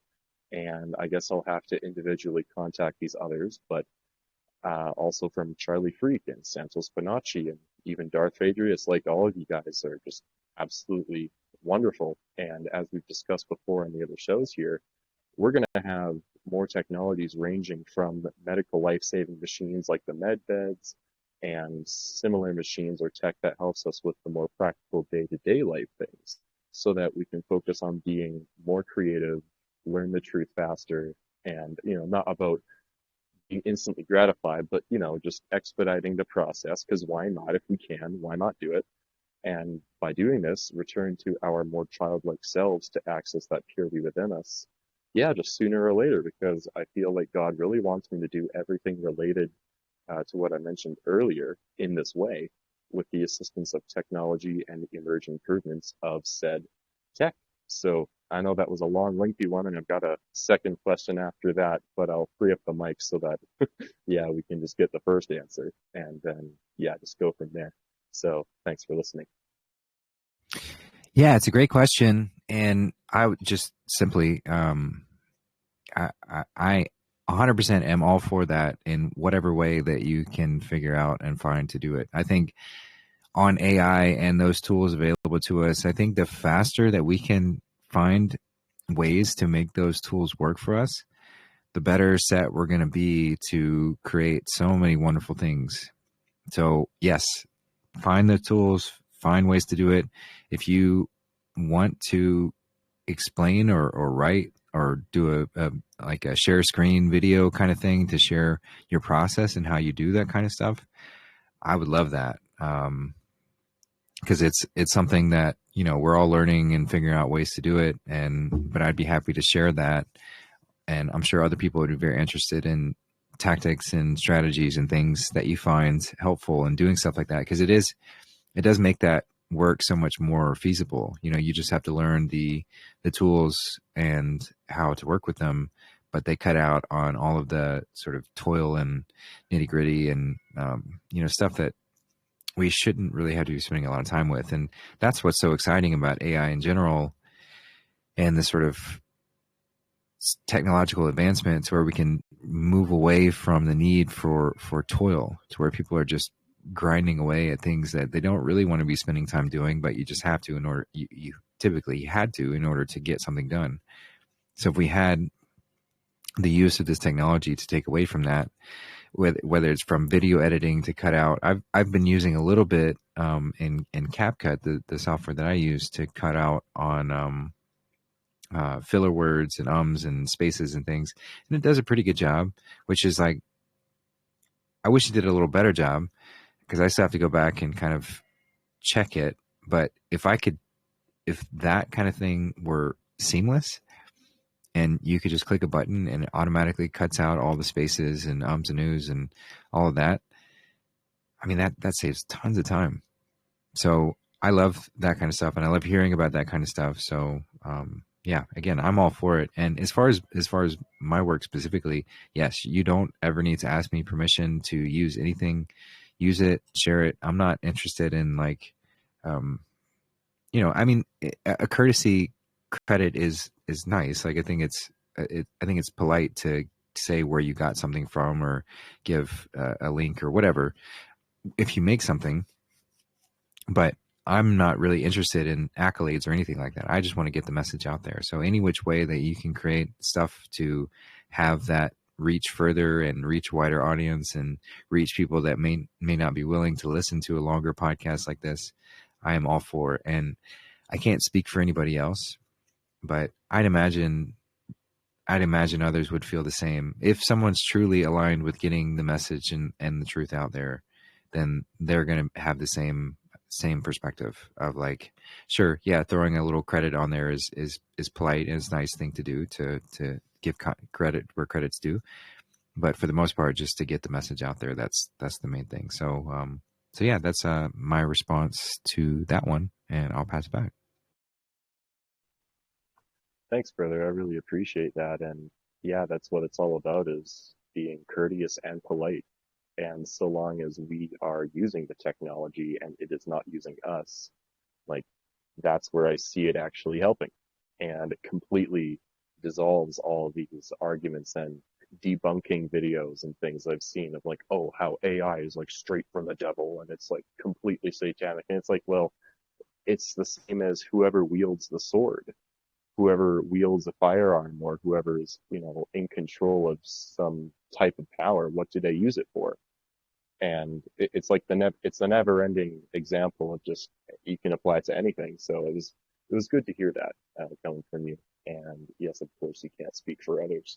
So that's, well, I guess I'm kind of interlaying another question into this previous one, but I know that certain individuals prefer to be contacted a certain way, and they also just have busy lives, and you know, I can't always guarantee like, oh, maybe I might not get a response from them, but their information is so pure and deep and helpful that, I mean, I know you can't speak for others, but I don't think that they would have a problem with me doing that, just for the right reasons, obviously. And yeah, so before I go on to my second question, like, what do you think about that? Like, is that likely that I won't hear from them? Because I know, like, as someone gains popularity, like, it's celebrity syndrome almost, right? It's like now you have all this like attention and stuff, and even if you were aware of it coming to you, it is very difficult to deal with. And I just want to be courteous and respectful of these individuals. So any recommendations for methods of contact or anything like that that you're aware of? Well, I mean, I guess I'll just say briefly that was one thing that I always got frustrated with when I would be listening to somebody and hearing lots of great stuff and wanting to either ask more questions or just be in contact. I found it very challenging to hear back from most people that I would reach out to. So that sort of inspired me to say, well, if I ever find myself with an audience and people who might be reaching out, I want to be reachable. I want to be able to be contacted, which, like that came with its own learning process as well of knowing how to set boundaries and doing it. But I want to have that ability to be there. So I told myself I would always do that. And I feel like I have, like I always give that an easy access, easy way to contact, and not saying that I have it would be different certainly if there were millions of people. It changes the dynamics just given the time of day and how much attention we can spend doing on that kind of stuff and how much people are taking in all of that. But I want to always find a balance within that so that I am available to those. And I can't speak for anybody else. I don't know how others feel about that, but I did get the impression that others, at least in years past, didn't really like that. And at least in my experience, didn't really reach back or contact me. So yeah, I can't speak for anyone else. I would say that it never hurts to try and just reach out, and everyone's going to have a different method to communicate and contact and just in general, but I'd say especially for you, if you are concerned that somebody's time is limited, then as best you can, get right to the point. I always appreciate when messages get right to the point, like there's something being asked about, like it can be lovely to receive a kind message that's expressing gratitude and going through lots of different things and telling stories and things of that nature. And if the message is all about that, then that's lovely to give to somebody to show some gratitude and whatever. But oftentimes a lot of that is done in the preface of the message, and then it takes a really long time to get to the question or the point of whatever is being asked. So this could just be me, but I appreciate more directness. I appreciate when, the time it takes to even read through a message is acknowledged as well. And it's like, here, let me just jump straight to it and get to it. So that would certainly be a suggestion there on that. And yeah, and referencing things specifically is great too. So if you're asking somebody about a particular thing mentioned in a podcast or where it was from, the more specifics you can get in that is always helpful as well, instead of just being general and vague. So yeah, those would be just some general suggestions based on my experience and what I like to work with. But otherwise I would just go for it and see what happens. Gotcha. Yeah, that's all we really can do, right? And just have faith that regardless of whatever happens, it will work out the way it's supposed to or not. And cool. Awesome. Thanks, man. Well, I'll just move on to my second question here, which was originally my first, but this one's a bit shorter. So here we go. I was sharing these things with someone I deeply care about. You know, basically, I see, let's say, like they're suffering from acne, and it's probably due to like a fungal infection or overgrowth. Like it's just the lymphatic system trying to flush things out through any way that it can, whether it's the pores on our faces or other parts of our body, etc. And no matter how calm and honest I was while keeping an eagle-eyes view on how I expressed myself and shared what I shared with my body language, gestures, eye contact, and everything, it's just hard for me to even say this because it just frustrates me, is no matter how hard I've tried at doing that, all those things, they said I do not sound loving, caring, or honest, and that I'm just making statements as if the stating the truth was like a negative thing. And I know that this comes from like I'm very direct. I don't like to beat around the bush. Like you mentioned just previously a moment ago, was being to the point.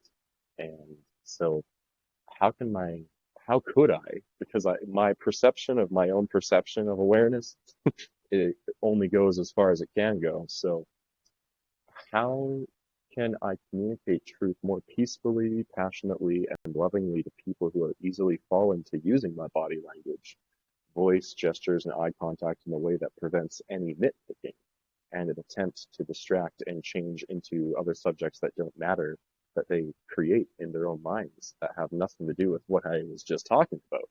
And yeah, you see what I'm saying. It's like you think you know what you know, but that's when you don't know. So I'd love to hear what you have to say on that, and anyone else who has their own experiences with this type of conundrum. I'd love to hear it too. Thanks.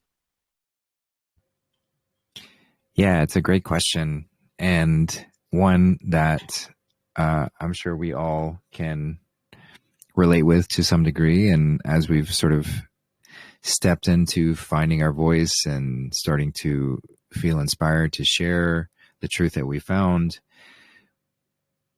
at least everyone that I've spoken to has found those instances where people fight back, and it can be a strain in relationships and whatever else, just based on what we're sharing.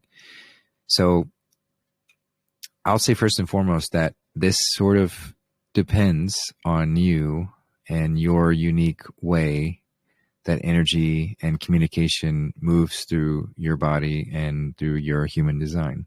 So human design is a phenomenal breakdown and look into how my energy flows, what's my strategy in working with other people, and just in general, how the energy moves. So I'm going to say some general things, but I will say that that human design, I think, is the best way to figure out that, because then you can really refine and you can really see, okay, this is why when this happens, I get this response and whatever.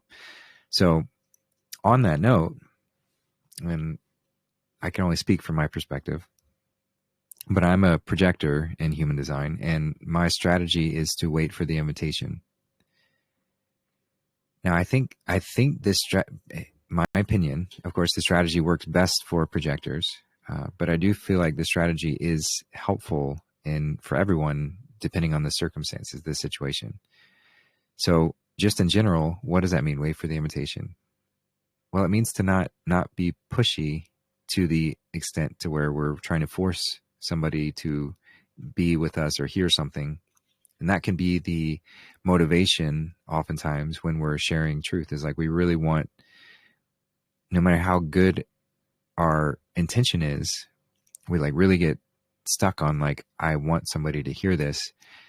And there's benevolence within those intentions, but the road to hell is paved with good intentions, right? So if we have these intentions of, I really need this person to hear me because I've discovered these things and it helped me a lot and I care for them and I want them to hear that. Well, if all of those intentions are used as justification to barrel over and sort of try and force somebody to hear something that they're simply just not ready to hear, then in that moment we are bypassing free will, or attempting to. You can't, but we're attempting to, and free will is a very foundational it's very foundational in this experience in general. Like if we are butting up against free will, then the laws of karma come into play. And so no matter how good our intentions are, if I'm trying to force somebody to hear something that they're not ready to, then those karmic laws will move against me. And that happens with what we see as far as like strain in relationships and things of that nature. It's uncomfortable to go through those things. So just in general, no matter how good our intentions are, we always have to be allowing somebody to step into something. So if they're not ready to hear, if they've given indication, whether verbal or energetic, body language, whatever, that they are not wanting to hear something, and if we plow past that and continue to do so, then we are bypassing free will, and we will incur the effects of such, the karma. So that's a great thing to remember, is just like, no matter what, always be feeling out, where is this invitation? Where is this openness? Is it ready to be received? And if it's not, then it's not the right time. And it's like I talked about in the song lyrics about the parable where Jesus talks about throwing the seeds on good soil and not to throw them in the sand or amongst the thorns and bramble. Because if we are just wasting our efforts throwing seeds in spaces where it's not ready to be received, those seeds aren't going to grow. And we're wasting our time. We're spilling our seed. We're wasting our good efforts to do that. So we have to gauge what the quality of the soil is. Is the soil ready to receive the seed? And if it's not, then don't force it. If it is, then absolutely. But only go as far as the willingness is. Somebody, and I've really come to enjoy this process of finding the level that somebody's wanting to go to, the depth that somebody's wanting to dive. And that's where I go, and I don't go any further, but I'll stay there. I'll stay there at that depth. So if you're imagining a diving scenario with the deepest truths down at the bottom, and it's a challenge to swim through all of that, we all have different levels of truth that we're comfortably willing to engage with. And anyone we encounter is going to have their own level. And so every time we meet somebody, we meet them at the surface where it's easy, where there is no depth to it. There's no real room for discomfort. And then we start to dive. And I might be eager to get to a certain depth because I want to share about something that only exists at that depth. But if they're not wanting to go that far and I'm trying to drag them down, well, that's only going to cause a fight. It's only going to cause a struggle. So I need to be gently going with them and go to whatever depth they're willing to go to, and whatever topic is within their comfort range, and stay there. And through those continued efforts in those depths where they're comfortable, eventually, usually, they're going to be willing to go to deeper depths. But if I try and drag somebody to a depth that they're not willing to go to, they're going to go back up to the surface, or they're just going to keep going up. So not only are we not going to that depth of truth to discover or to talk about, but they're actually going away from it. So we're actually having the opposite effect. So in this general wanting to share and to spread this message, it's having the opposite effect, to try and force things. So this just comes back to that state of allowance, just truly allowing everything to unfold as it needs to, feeling the comfort zone and being respectful of that, and only going to that depth when we're called to. So that's what I try and engage with anytime I'm talking with somebody new, or even somebody I know, and I like to feel it out and see where are we going to go, how deep are we going to go today, and then stay there and explore that. And it's always helpful to maybe not to always go to the deepest depths, right? Because then I get to see, okay, here's a level that I haven't explored maybe much in a while, but let's see what's here. And let's find the connecting points to those deeper depths so that I'm not always in that deepest depth with no way to communicate with those who are at varying levels.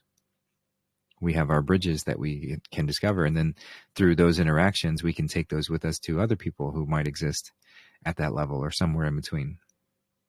And so it just helps to broaden our skills and abilities to be able to do these things. And as far as like people, reacting to you as if you're this or that, or I've certainly shared the same, where people have said that I'm careless or cold, or when we stay in logic and reason, it can appear that way to those who are guided solely by emotion. And there's nothing wrong with emotion, and there's nothing wrong with logic and reason, but it's the merging between these two that's essential. That's what creates the magic. So emotion should never drive logic and reason out from its position, because logic and reason is a very, very important part of the equation. But just the same, logic and reason should never abandon emotion, because it's a very important part of the equation. So that dialogue of somebody saying that, oh, you're emotionless, or you're saying this or that, or you're, they're judging your body language for being a certain way.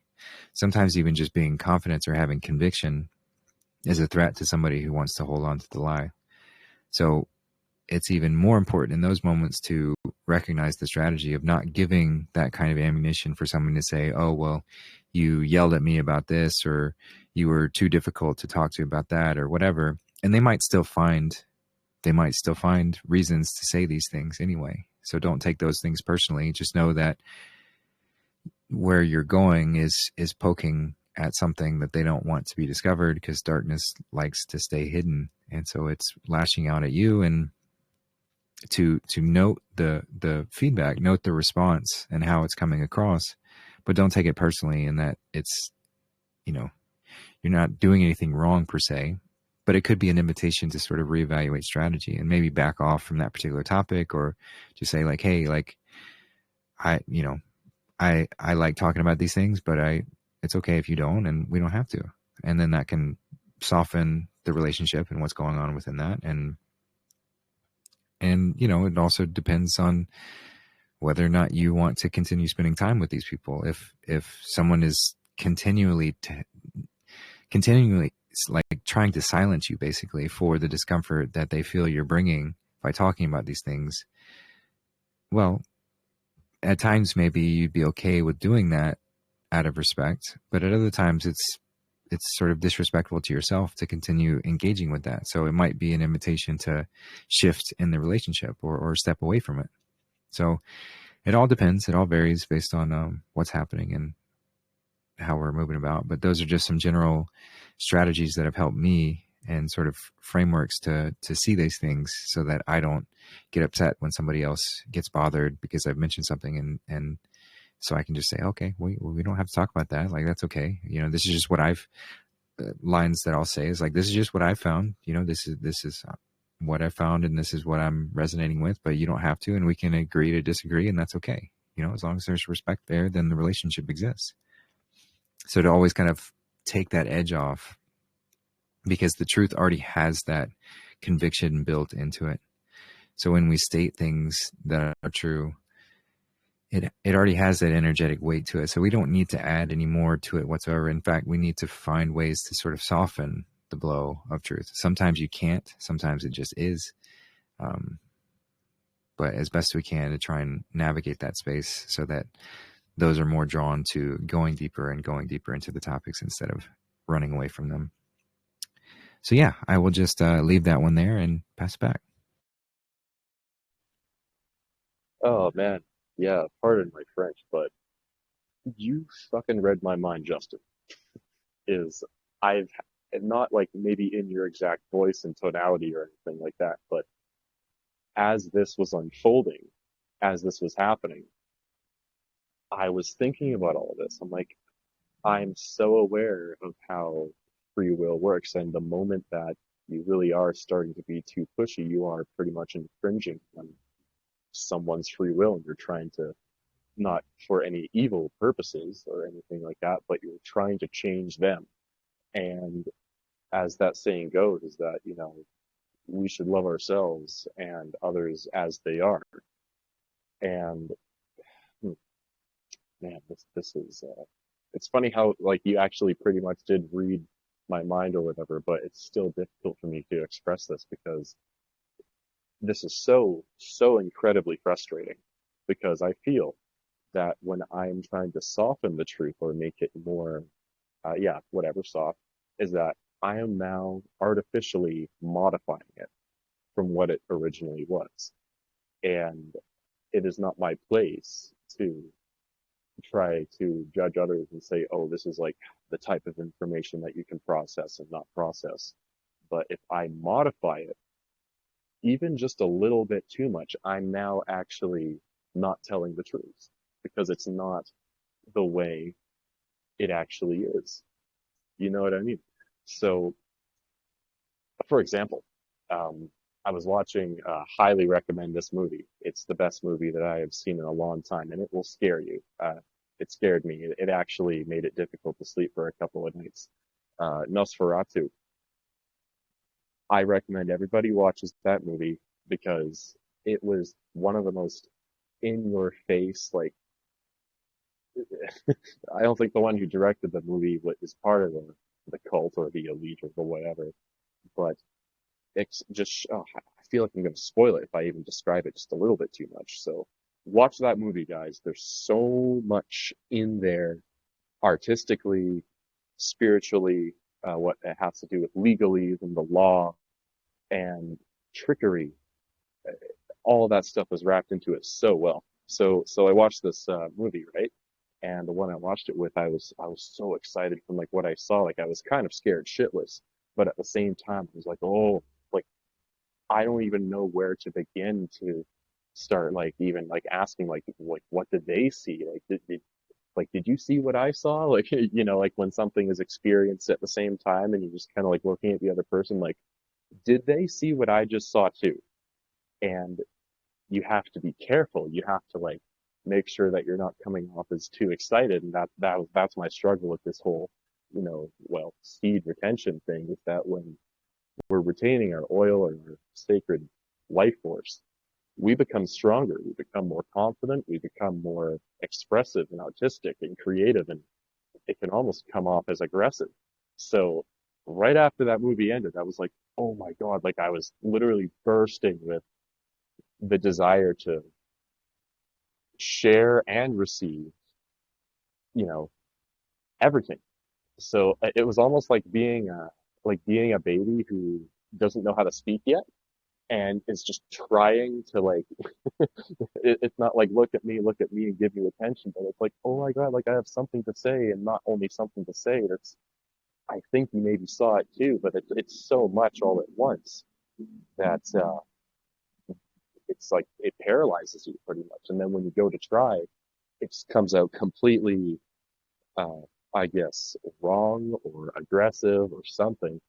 And you don't know what you did wrong. And I think about it still, it's been like 4 days since I've seen this, or about 3 days. And I've been mulling over it in my mind constantly, like how can I manage my own high energy? I'm not saying I have ADHD or any of that bullshit. It's just that I know I have a lot to share, and I know there's other things that others I would like to hear what they have to share too. And well, I feel like I'm just kind of going to start repeating myself. You know what I'm getting at? How can I do better? Like honestly, how could I do better? And I'm sure lots of us who are also listening to this have been trying to thinking of this similar type of thing, and they just don't even know how to ask. And as you can hear, I'm struggling with even trying. So, yeah, thank you for listening to that, and I'll pass it back. Well, I mean, go easy on yourself because you're doing better just by asking the questions and by reflecting on it, right? So creation is going to continuously give us opportunities to refine all of our abilities.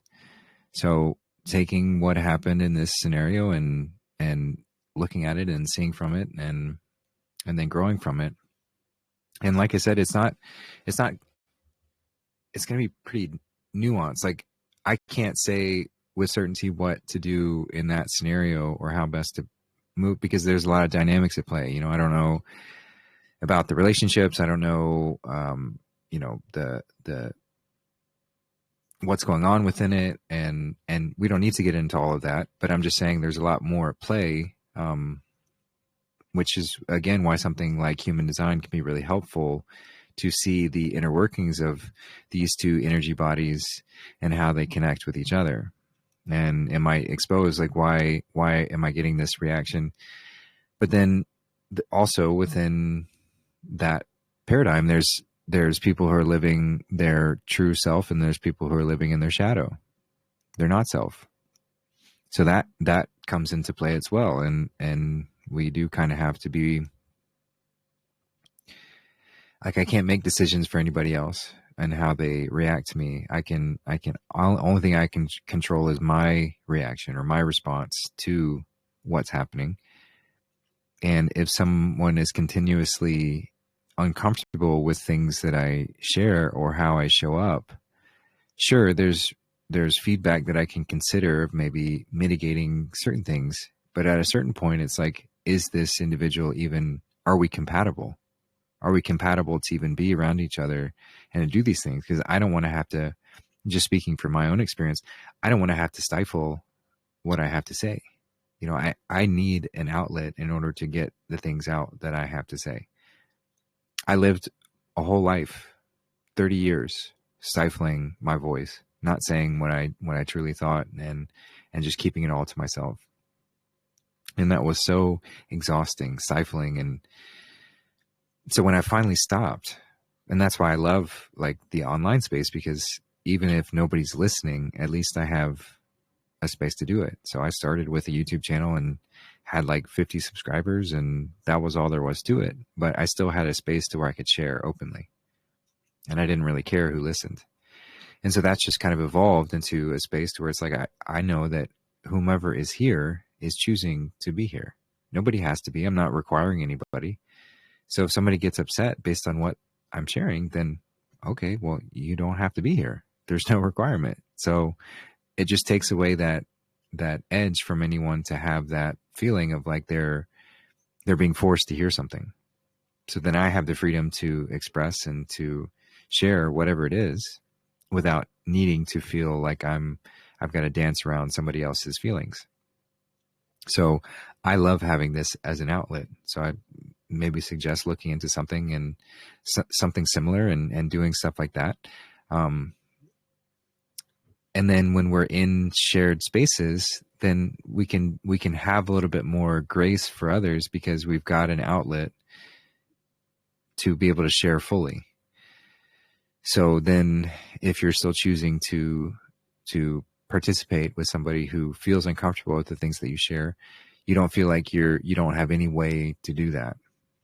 So that'd be a suggestion there within that. But yeah, otherwise, you know, I would just say first determine how much you really want to refine that relationship to make it work. And if you do, then I would suggest looking into things like human design and seeing how those two come into play. If it's not as much of a concern, then this might be a signal from the divine to say like, okay, our energies may not be in alignment right now, and it doesn't have to be forever, but maybe it's time to just step away a little bit, and maybe we'll come back together again, maybe not. But it's just important to not fight the energy.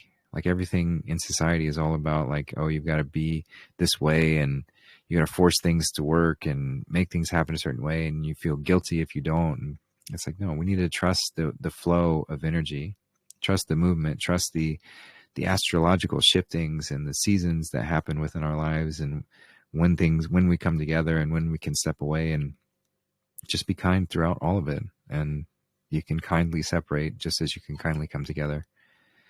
So yeah, that's I think that's all I'll share there on that one. Hi guys, it's Lila. I'd love to jump in on this one if it's okay. Rowan, were you going to talk right then? No, it is not okay. No, of course you can. Okay.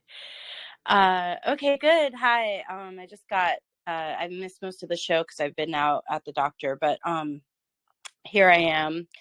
And I just was so moved. I wasn't really going to talk because I have a head cold and I'm working with that. But I do want to talk around this because I feel like a lot of what you're describing I could really relate to, especially the second where you feel like you're like watering down the truth. And that has been something I've really struggled to with in my life. And I could never really understand how, I would see other people who maybe even knew the information that I knew, and the way that they would share information with other people would be so cool, calm, collected, and sort of like, okay, well,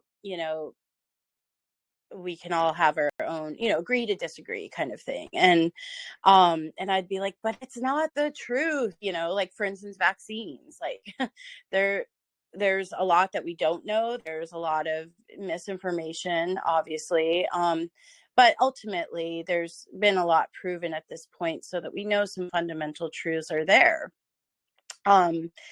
So yeah, again, not to just be speaking directly about human design, but of course, human design is based on ancient esoteric teachings. It's based on sacred geometry. It's based on wisdom. It's not like, oh, this little, box of human design. It literally is, as Colleen called it back, whenever that was last year.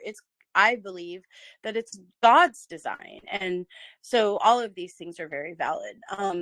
So I found out that I have the gate 61, which is the gate of inner truth. And when one has the gate of inner truth, they are built by God to be the truth speakers. And they are going to be people who have a harder time softening, or saying, hey, agree to disagree. I mean, ultimately, yeah, it is. It's a planet, Earth of free will, but it's definitely, and that's definitely something we have to accept. I totally agree with Justin on that. And that's been a really beautiful lesson for me. But because I'm so also so moved by free will, I certainly understand that everybody has their right to their own free will. But there is still that confliction within me, which is like, but especially as an investigator, which I don't know your chart, Rowan, but I would totally guess that you're an investigator also, like Justin and I. Many people in this room right now, and many people that are in this group, many patriots are going to be investigators because they're the people that are willing to do the work to look deeper. Okay. So, if you're an investigator and you have looked at these things very deeply and, done the work, not just like, oh, I heard this on TikTok, but like, hey, I'm hearing this, it's resonating with me. Now I'm going to take time to really look into this. Then there actually is a calling here for you to speak the truth unadulterated. Now, I agree with Justin. It's very helpful to understand if you are a projector like him, which could very possibly be, then there is the need to be invited. That strategy is going to work the best for you.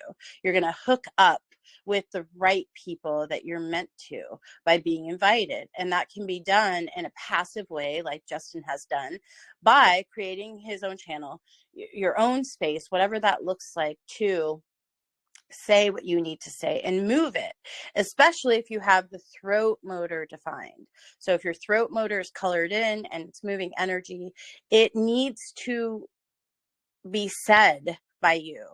And so that may be, there's so many factors in human design, and that may be something that you're running up against, where it's like, soften, maybe I don't need to say it to this person.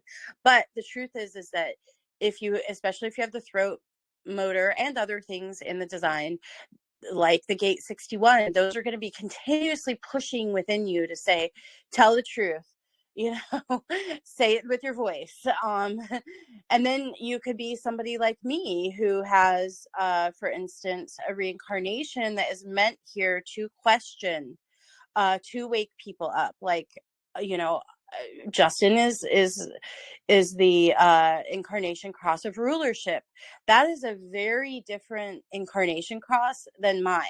The rulership is going to be heavy-handed when needed, but also learns to be if they're doing their work, how to work with the community that they're shepherding, right? Whereas my design, and believe you me, it has caused a lot of discomfort in my life and a lot of breakdowns of relationships that I then felt responsible for, because I also do have a lot of emotions, and I have a lot of yin or feminine energy in my chart, is the fact that I am meant to be here to shock people awake. Okay. So I'm the person that when you're driving badly is moved to roll down your window and say, hey, do you realize that I have a child here in my car and you just almost created an accident?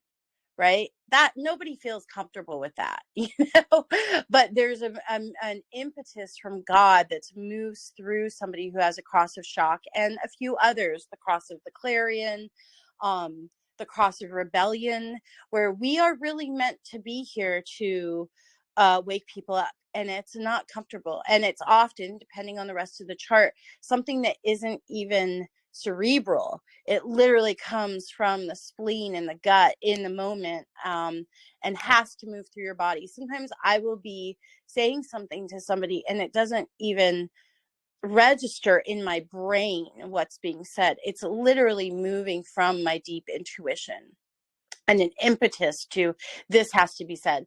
And I'll be kind of, watching the train move going, because I don't want to ruin the relationship, or I don't want to piss that person off, or I don't, because I was taught to be a good girl. And I was taught, especially in the new age realm, which I've been involved in since I was in my teens, I was taught to breathe and meditate. Nothing wrong with those things. I'm not judging them, but it did create an internal conflict within myself, because everything that I was being taught in the internal world was not true to many things within my design. I'm also a manifesting generator. A manifesting generator is somebody who manifests sometimes. Okay, that's a very different energy than a projector, what Justin was describing. So this is why it's so important to really understand deeply, know thyself, one of the most fundamental ways of being, right? If you are a projector, you're going to align with, okay, soften, be invited. If you are non-emotional, you're going to align with not a lot. Don't bring a lot of emotion into this necessarily. Control the emotions, etc. But if you're an emotional manifesting generator with a cross of shock, and I'm just using myself as an example because I know my chart best, but there's many like me out there. Then you are actually meant to initiate. And even more so if you're what's called a pure manifester, then you are meant to initiate. You aren't necessarily meant to soften something that's coming through you, because you're only about 8% of the population right now, and all of us are set up to respond or be invited by your energy. So even if it feels strong, and of course the manifester and all of us have to keep our wisdom about us and constantly be watching for our ego to be using this, to control and so on. But a manifester really is meant by design to be that initiating energy. And if they feel an impetus to start a conversation or say something, then it's probably in God's alignment, even if it isn't in the alignment of those around now. Right. And so now also, I just want to say that I appreciate what Justin said around knowing deeply where we want people to be in our relationships. So this kind of goes into the attachment model, or we call it connection model in here, excuse me.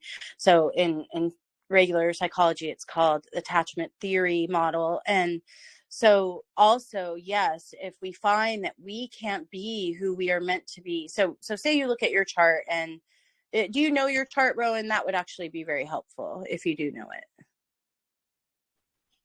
Yeah, this is where I've just been, I guess, a little bit lazy, or I can't even say lazy. There's just so much to learn. I just haven't honestly gotten around to it yet. It's like Okay. the mess in your room that you just didn't finish. Like I kind of Okay. started it. I know maybe some very basic things. Okay. I'm a Well, Sagittarius. I'm very fiery, and it's hard to put me out. I know that much. okay. So that would be your astrological chart. I was talking about your human design chart, but even they are the same and we see the same things in them. So because it's built from your Western and Eastern astrology.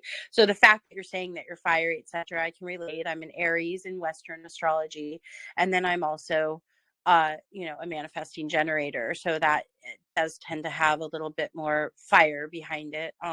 So I would guess probably that it's, and hearing you talk about your frustration, I'm guessing that you are what I am, a manifesting generator. I don't know that for sure. So we'll take it with a grain of salt until we actually look at it. But let's just say you're a manifesting generator. There are things that you are meant to manifest and ways that you are meant to be. And if you are not able to be true to that, as I've been speaking about, then what ends up happening when you're trying to, say, have a relationship with one or many people, all of us get to be very aware as far as where those people are within the relationship. I had a counselor explain it to me like this. Think of it like, when you go to the airport or a fair and you're in the lines getting through to the different levels. First you're in the outer realms of security, and then you go through the first checkpoint, and then you're in the next one, and then finally you're at the gate, that kind of thing. Think of your relationships like this. And there are some that are meant to be at the inner gate, and there's some that are meant to be at the outer gate. And the wisdom that has given me has been so beautiful, because I haven't taken it personally anymore. As far as if people reject or, can't handle my energy. For the most part, I'm not perfect. I do sometimes, but I work at not taking it personally. And, and then I'm able to say, okay, due to our human designs, because once you know your own human design well, then you can look at the human designs of these other people and see how you may or may not be reliant on them. There's something called uh, uh, definition, and a different human design charts are different, have a different level of reliance that is built in. Okay, so that's part of it too. Some of us are more autonomous. Some of us have really specific needs that have to do with hooking up with people, and that's going to make you more reliant on the people that you are becoming involved in. So firstly, you'll know that, and then secondly, you'll be able to say, okay, look, I'm dealing with, for instance, two projectors, right? If it's two projectors who are both waiting to be invited, do you see how there's no initiatory energy? It really boils down to elements. It's nature. Okay, so that initiatory energy is not there, that yang energy.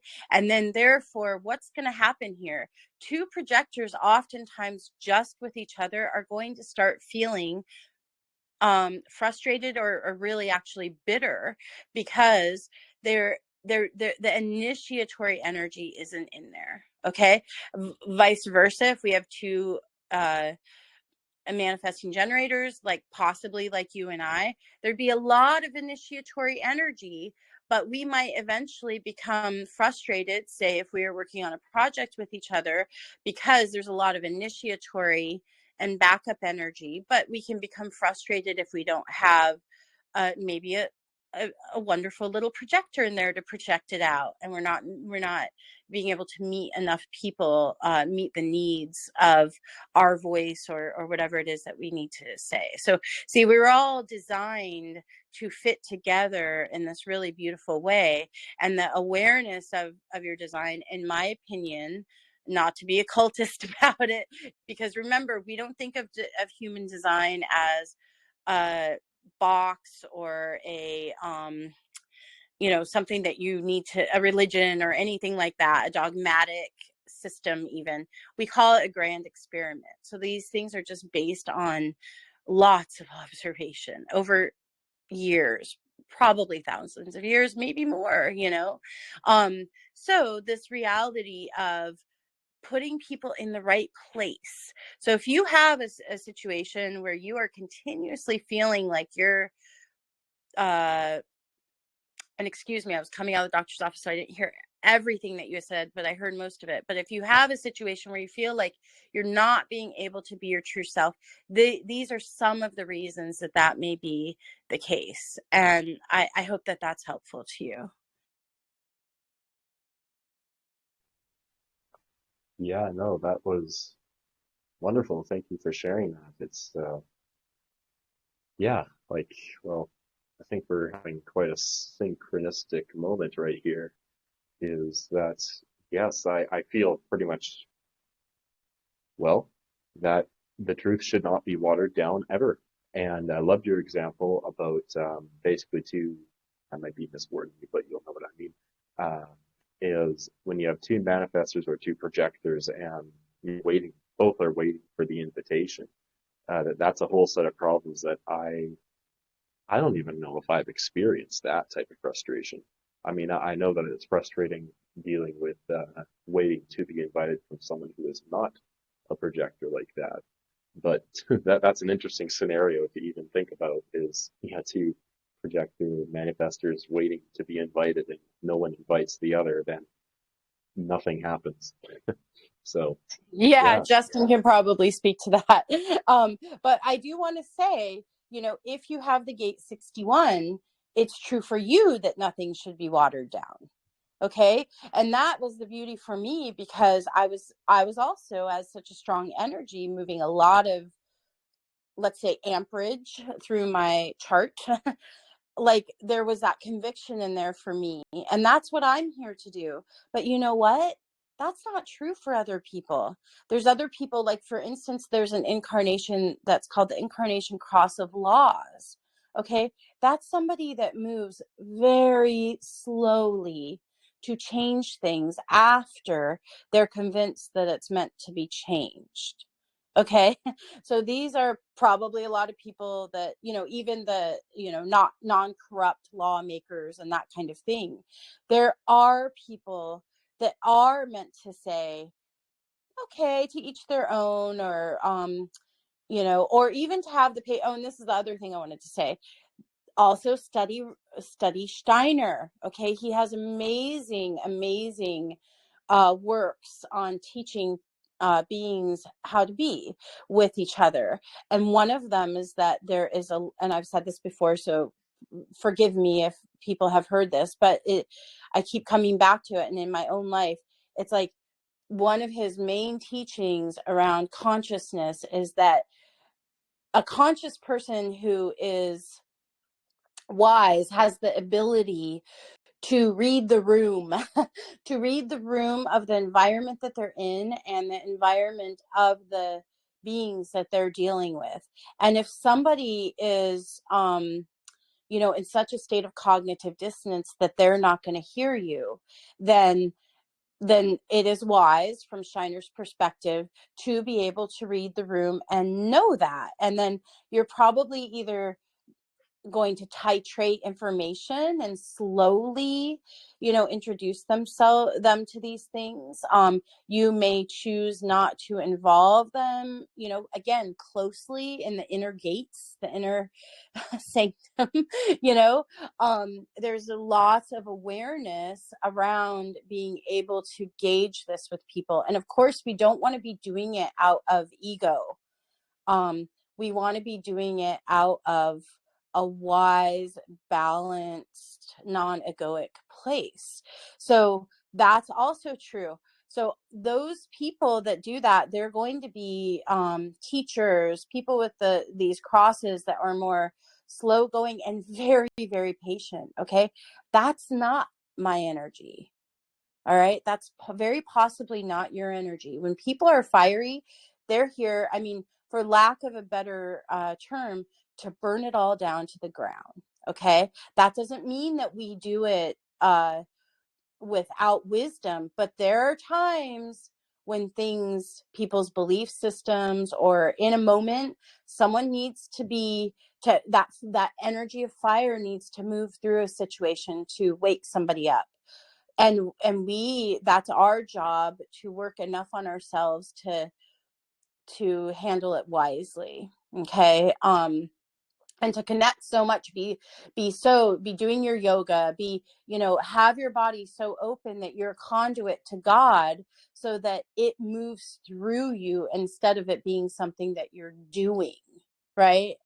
Those are two very different things. And there's plenty of learning mechanisms out there, opportunities for learning that can help you do that, whether it's yoga, whether Rolfing does the same thing. They're just trying to align your body, and yeah, they want the body to work great, but it really is about alignment, so that you're really moving and in alignment with God and your pure life force, right? And there's plenty of others, meditation, these kinds of things. But like I said earlier, don't get caught in the meditation thing too much, because there's a way that meditation is getting caught now that is like, don't have feelings, just breathe. And then you end up in that spiritual bypassing where you never deal with shit. And I'm the first one to own this, because I've done it for years, because you want to be nice. You don't want to rock the boat. You don't want to do this. Well, in my case, that's completely against many things in my chart. So of course I'm living then in a conflicted state. Right. So there's so much around this. And it's life's work, right? We're going to be working with these things, but I do like that Steiner puts it that way, that when you get to a certain level of spiritual maturity, you will have the wisdom. And then according to your design, okay, am I a teacher? Am I going to work with somebody who maybe has been raised very ignorantly, and I'm going to spend years kind of chipping away with this? Or am I another type of person who's going to say, that is not according to, my design or nature. I need something else where I'm, Tony Robbins, and I walk into a room of 1,000 willing people that have paid for a ticket to hear me have a little tough love with them. Okay. Thank you. Yeah, that's great stuff. Thank you, Lila. Oh, go ahead, Ron. Did you have something you want to say there? I was just going to express my thanks. Yeah, thank you, Lila, for sharing all of that, because that's more to learn, is things like rolfing and just the movement of energy, and just, well, there's lots for everyone to learn. But yeah, I know what my list looks like, and it's a long one. So yeah, go ahead, Justin. Thanks. Yeah, really great stuff shared, and I loved. Yeah, I mean, we're all going to be different. We all have a different instrument, right? So we're all figuring out, how does my instrument play? How does it sound good? How do I tune it? But we're all here to play our instrument in the grand harmony, to have that symphony play in a harmonious way. So what looks like for how I play my instrument is going to be very different than how you play yours. But if we're aligned with that goodness within us, then harmony is the goal. So having that appropriate strategy of when is the time for my instrument to come in? If it is a loud and more direct instrument to play that's very powerful, it can be very, very jarring. That's not the time to play that instrument at the time where everything is quiet, and everything has that we read the room, know the audience, know what we're working with. But those moments where my instrument, if it is a louder one, is called for, then play that, and play it loudly and proudly and powerfully. So it's important to know the instrument, which is why human design is so helpful within that. And then just to strategize about what's going on in a particular moment and figure out when to use it, how best to use it. And so it's through this way. I've mentioned before, but the allegory of the Matrix is a powerful one, because Neo and Trinity, they knew and so if we're engaging with somebody who's still dancing around certain things or uncomfortable about certain topics, they are representing the Matrix in that moment. And the mission, if you will, is to bring a deeper level of awareness. So if I'm suiting up for that, I've also got to know the limits, because I don't want to trigger the Agent Smith effect. I don't want to trigger that alarm system of the Matrix to say, alert, alert. The Matrix is being threatened right now by truth. Because as soon as that happens, then that programming takes over whomever I'm speaking to and anyone else around hearing, and it can get worse from there. So just as Neo and Trinity and whomever, when they go into the Matrix, they've got a particular mission. They use stealth when it's appropriate, and then they use heavy weapons when that's appropriate as well. So use those allegories in life as you're facing different scenarios. Have the appropriate tool to get through whatever you need to, but with the aim of destroying the Matrix, which the only way we can do that is if we don't constantly trigger it to have these sort of violent reactions to us through the Agent Smith effect. So the same thing applies here, and we're all going to have a sort of a different strategy, a different tools in our tool belt, and where we're best called to in every moment. But that's the end goal, is to find that. So yeah, I just share that as well. But thanks, Ron, for the great topic, and thank you, Lila, so much for sharing the wisdom there. It's so very helpful and appreciated. So yeah, I will just pass it off and see if anybody else wants to jump in. We've got just a little bit of time left, but happy to hear from anybody else for the remaining 20 minutes or so.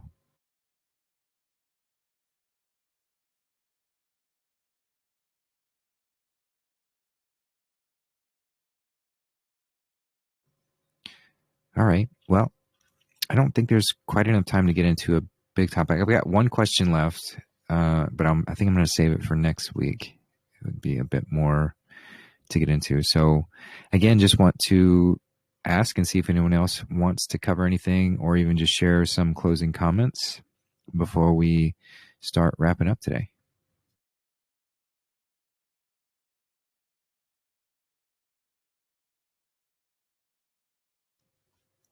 All right, no worries. Well, go ahead. Hey, Go ahead, Lila. I'll jump in. I just wanted to say I wasn't able to be on today, but I do want to say that I'm so grateful for you sharing what's going on with me, and just the outpouring this in the last week, random people messaging me, checking in on if we're okay, and the help that I have received already to support from a more what am I trying to say? Excuse me, from a group of people that knew already what I was going through. It's just been so beautiful to receive all of it, and not just financially, but just to know that so many people care about Elliot and I, and are concerned. And it's very smoky today here. This has probably been the first really, really bad smoky day. It just depends on how the air currents are moving and everything. So I'm doing okay. And for anybody who would like to reach out and, tell me why they can't help me, it's fine if you do need to do that. But I just want you to know this is just a request, a bit of a desperate request, I will say, only to people who can help me. So don't feel like I'm keeping track. And if I've helped you in the past, because there's been a couple of messages that I've gotten where it's like, Lila, you've helped me so much, and I just want you to know why I'm not giving to you now when, in your time of need.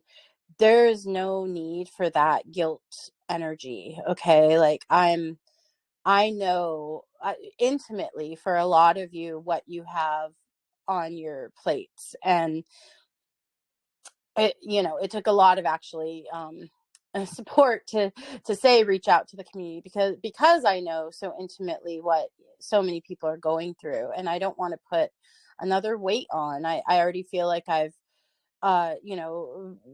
I'm almost continuously needing to drum up support for Sam and the children. And so, I just want you to know that if you can't help me in that way, like your etheric prayers, your etheric awareness, just maybe just envisioning Elliot and I driving away from California, or, there's so many creative ways to help us. That's all. Excuse me. I'm having little feelings about that. Like, there are so many ways that each of you are helping us, and it's not just with money. Okay.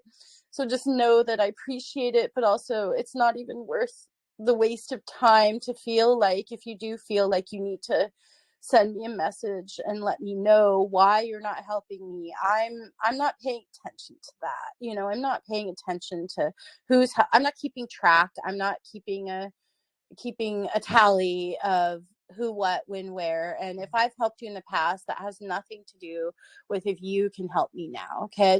I just wanted to put that out there. And otherwise, a lot of people are also concerned about my emotional well-being. And I just want you guys to know, we have been through 5 years of being much closer to the fires, like them coming over our hillside, towards our rented homes or wherever we were living in Sonoma County. This is not anything new. And also I just trust in my Lord God. And if I'm meant to be here or die in a fire or whatever, we all know that when it's our time, it's our time. And that will be the case. Okay. So no worries about my mental health. I'm still very, very okay.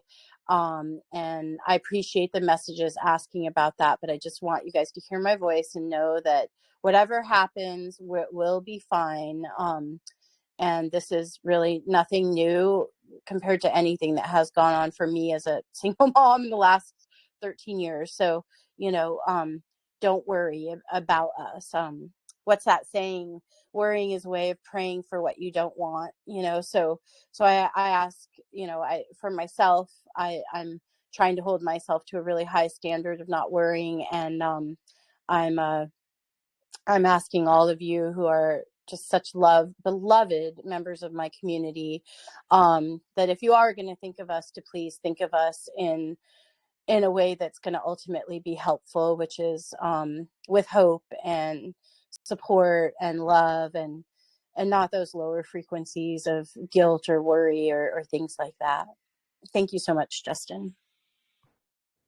Yeah, thank you for sharing that. And we are happy to help any which way we can. And I'm really appreciative of those who have jumped up already to help out. And but I'd echo that if you got to put your own oxygen mask on first. So you got to take care of yourself, and don't feel guilty if you're not in a position where you can help. Otherwise, like if I had the money, I know I would be doing so much with it, but that's just not the case right now. So we're going through this darker moment because the night is darkest before dawn, and we are facing this precipice, and it is bringing about the greatest catalyst for change.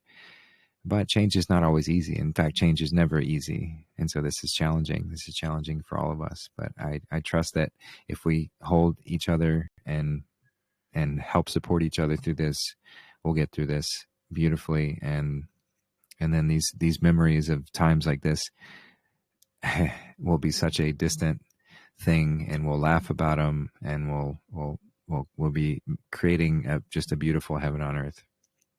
So hold strong, everyone. And I just appreciate you, Lila. And yeah, so that's it for me. So does anybody else have any closing comments or things they want to share before we wrap up today?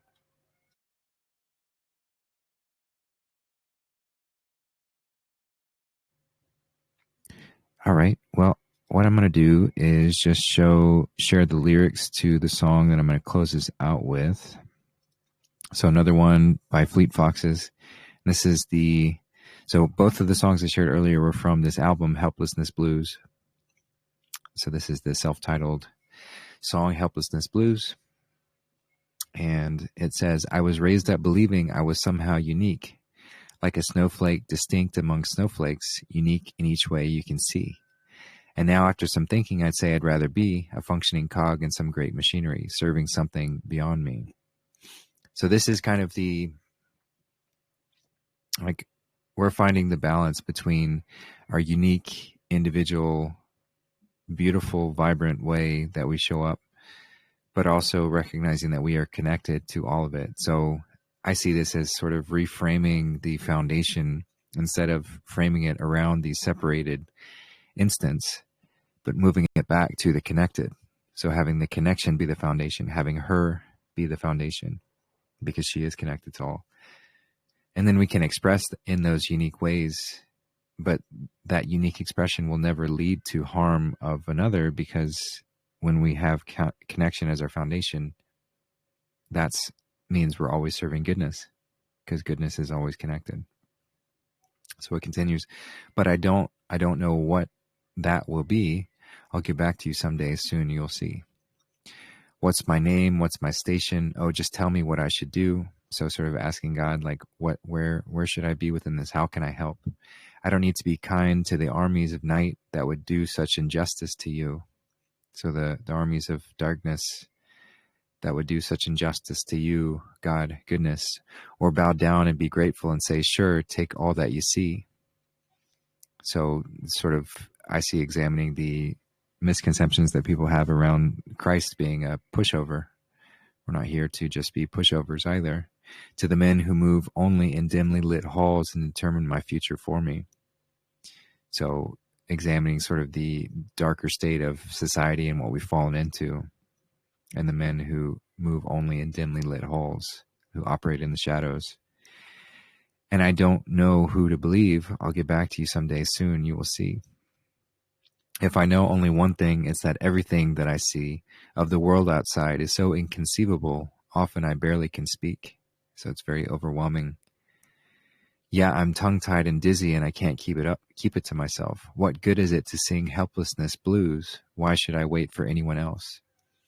So examining the external reality is always going to be chaotic if our focus is only there.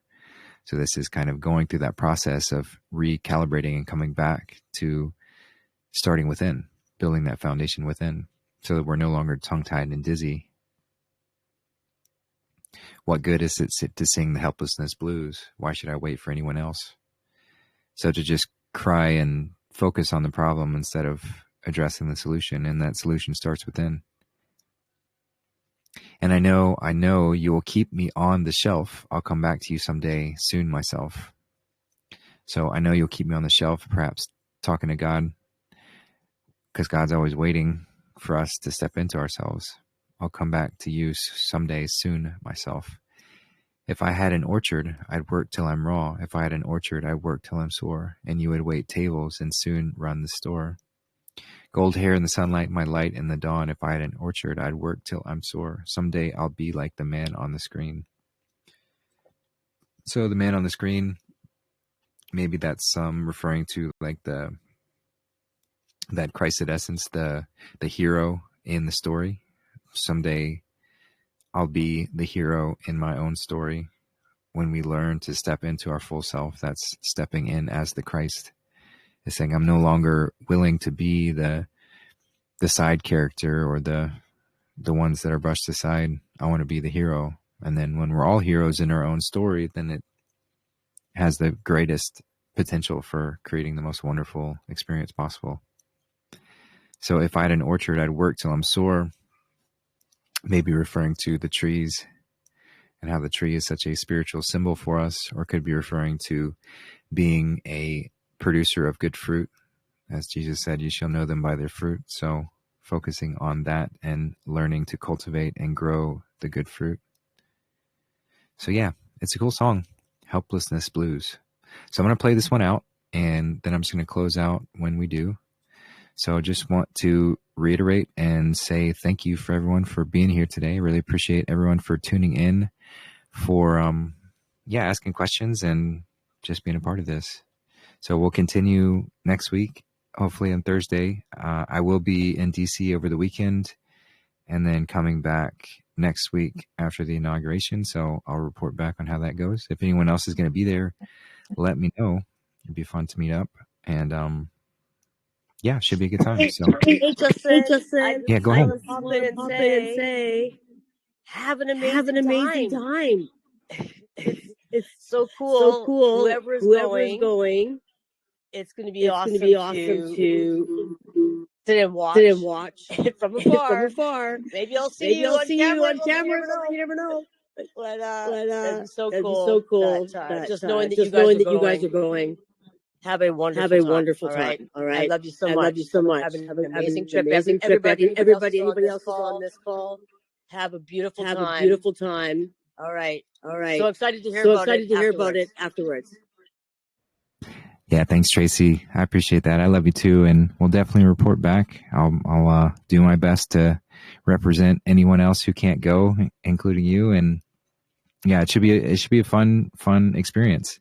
This might be the last, because they're doing the rally on the 19th. So this might be the last rally ever, possibly. I mean, I'm sure there will be other rallies in the future, but at least of this caliber, where Trump is still acting as Trump the character and doing a rally before he's actually in office.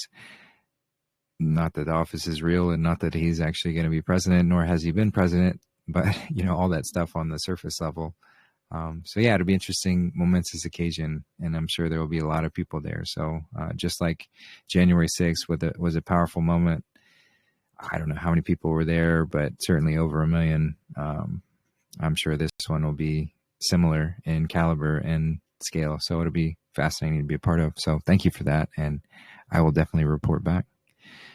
So yeah, love you guys so very much. Hope you have a wonderful rest of your day wherever you are. Enjoy this song as it closes you out. And yeah, we will talk to you next time. I do plan on doing a watch party tomorrow night, so I'm not sure exactly what movie we're going to do next, but I will do a post soon enough. So take care, everyone. I recommend Nosferatu. I wrote it down. Good. Yeah, I'm going to Thanks. check it out and see if I can even find it. But yeah, we'll see. I'll make a post about it. So take care, everyone. Love you guys. We'll talk soon.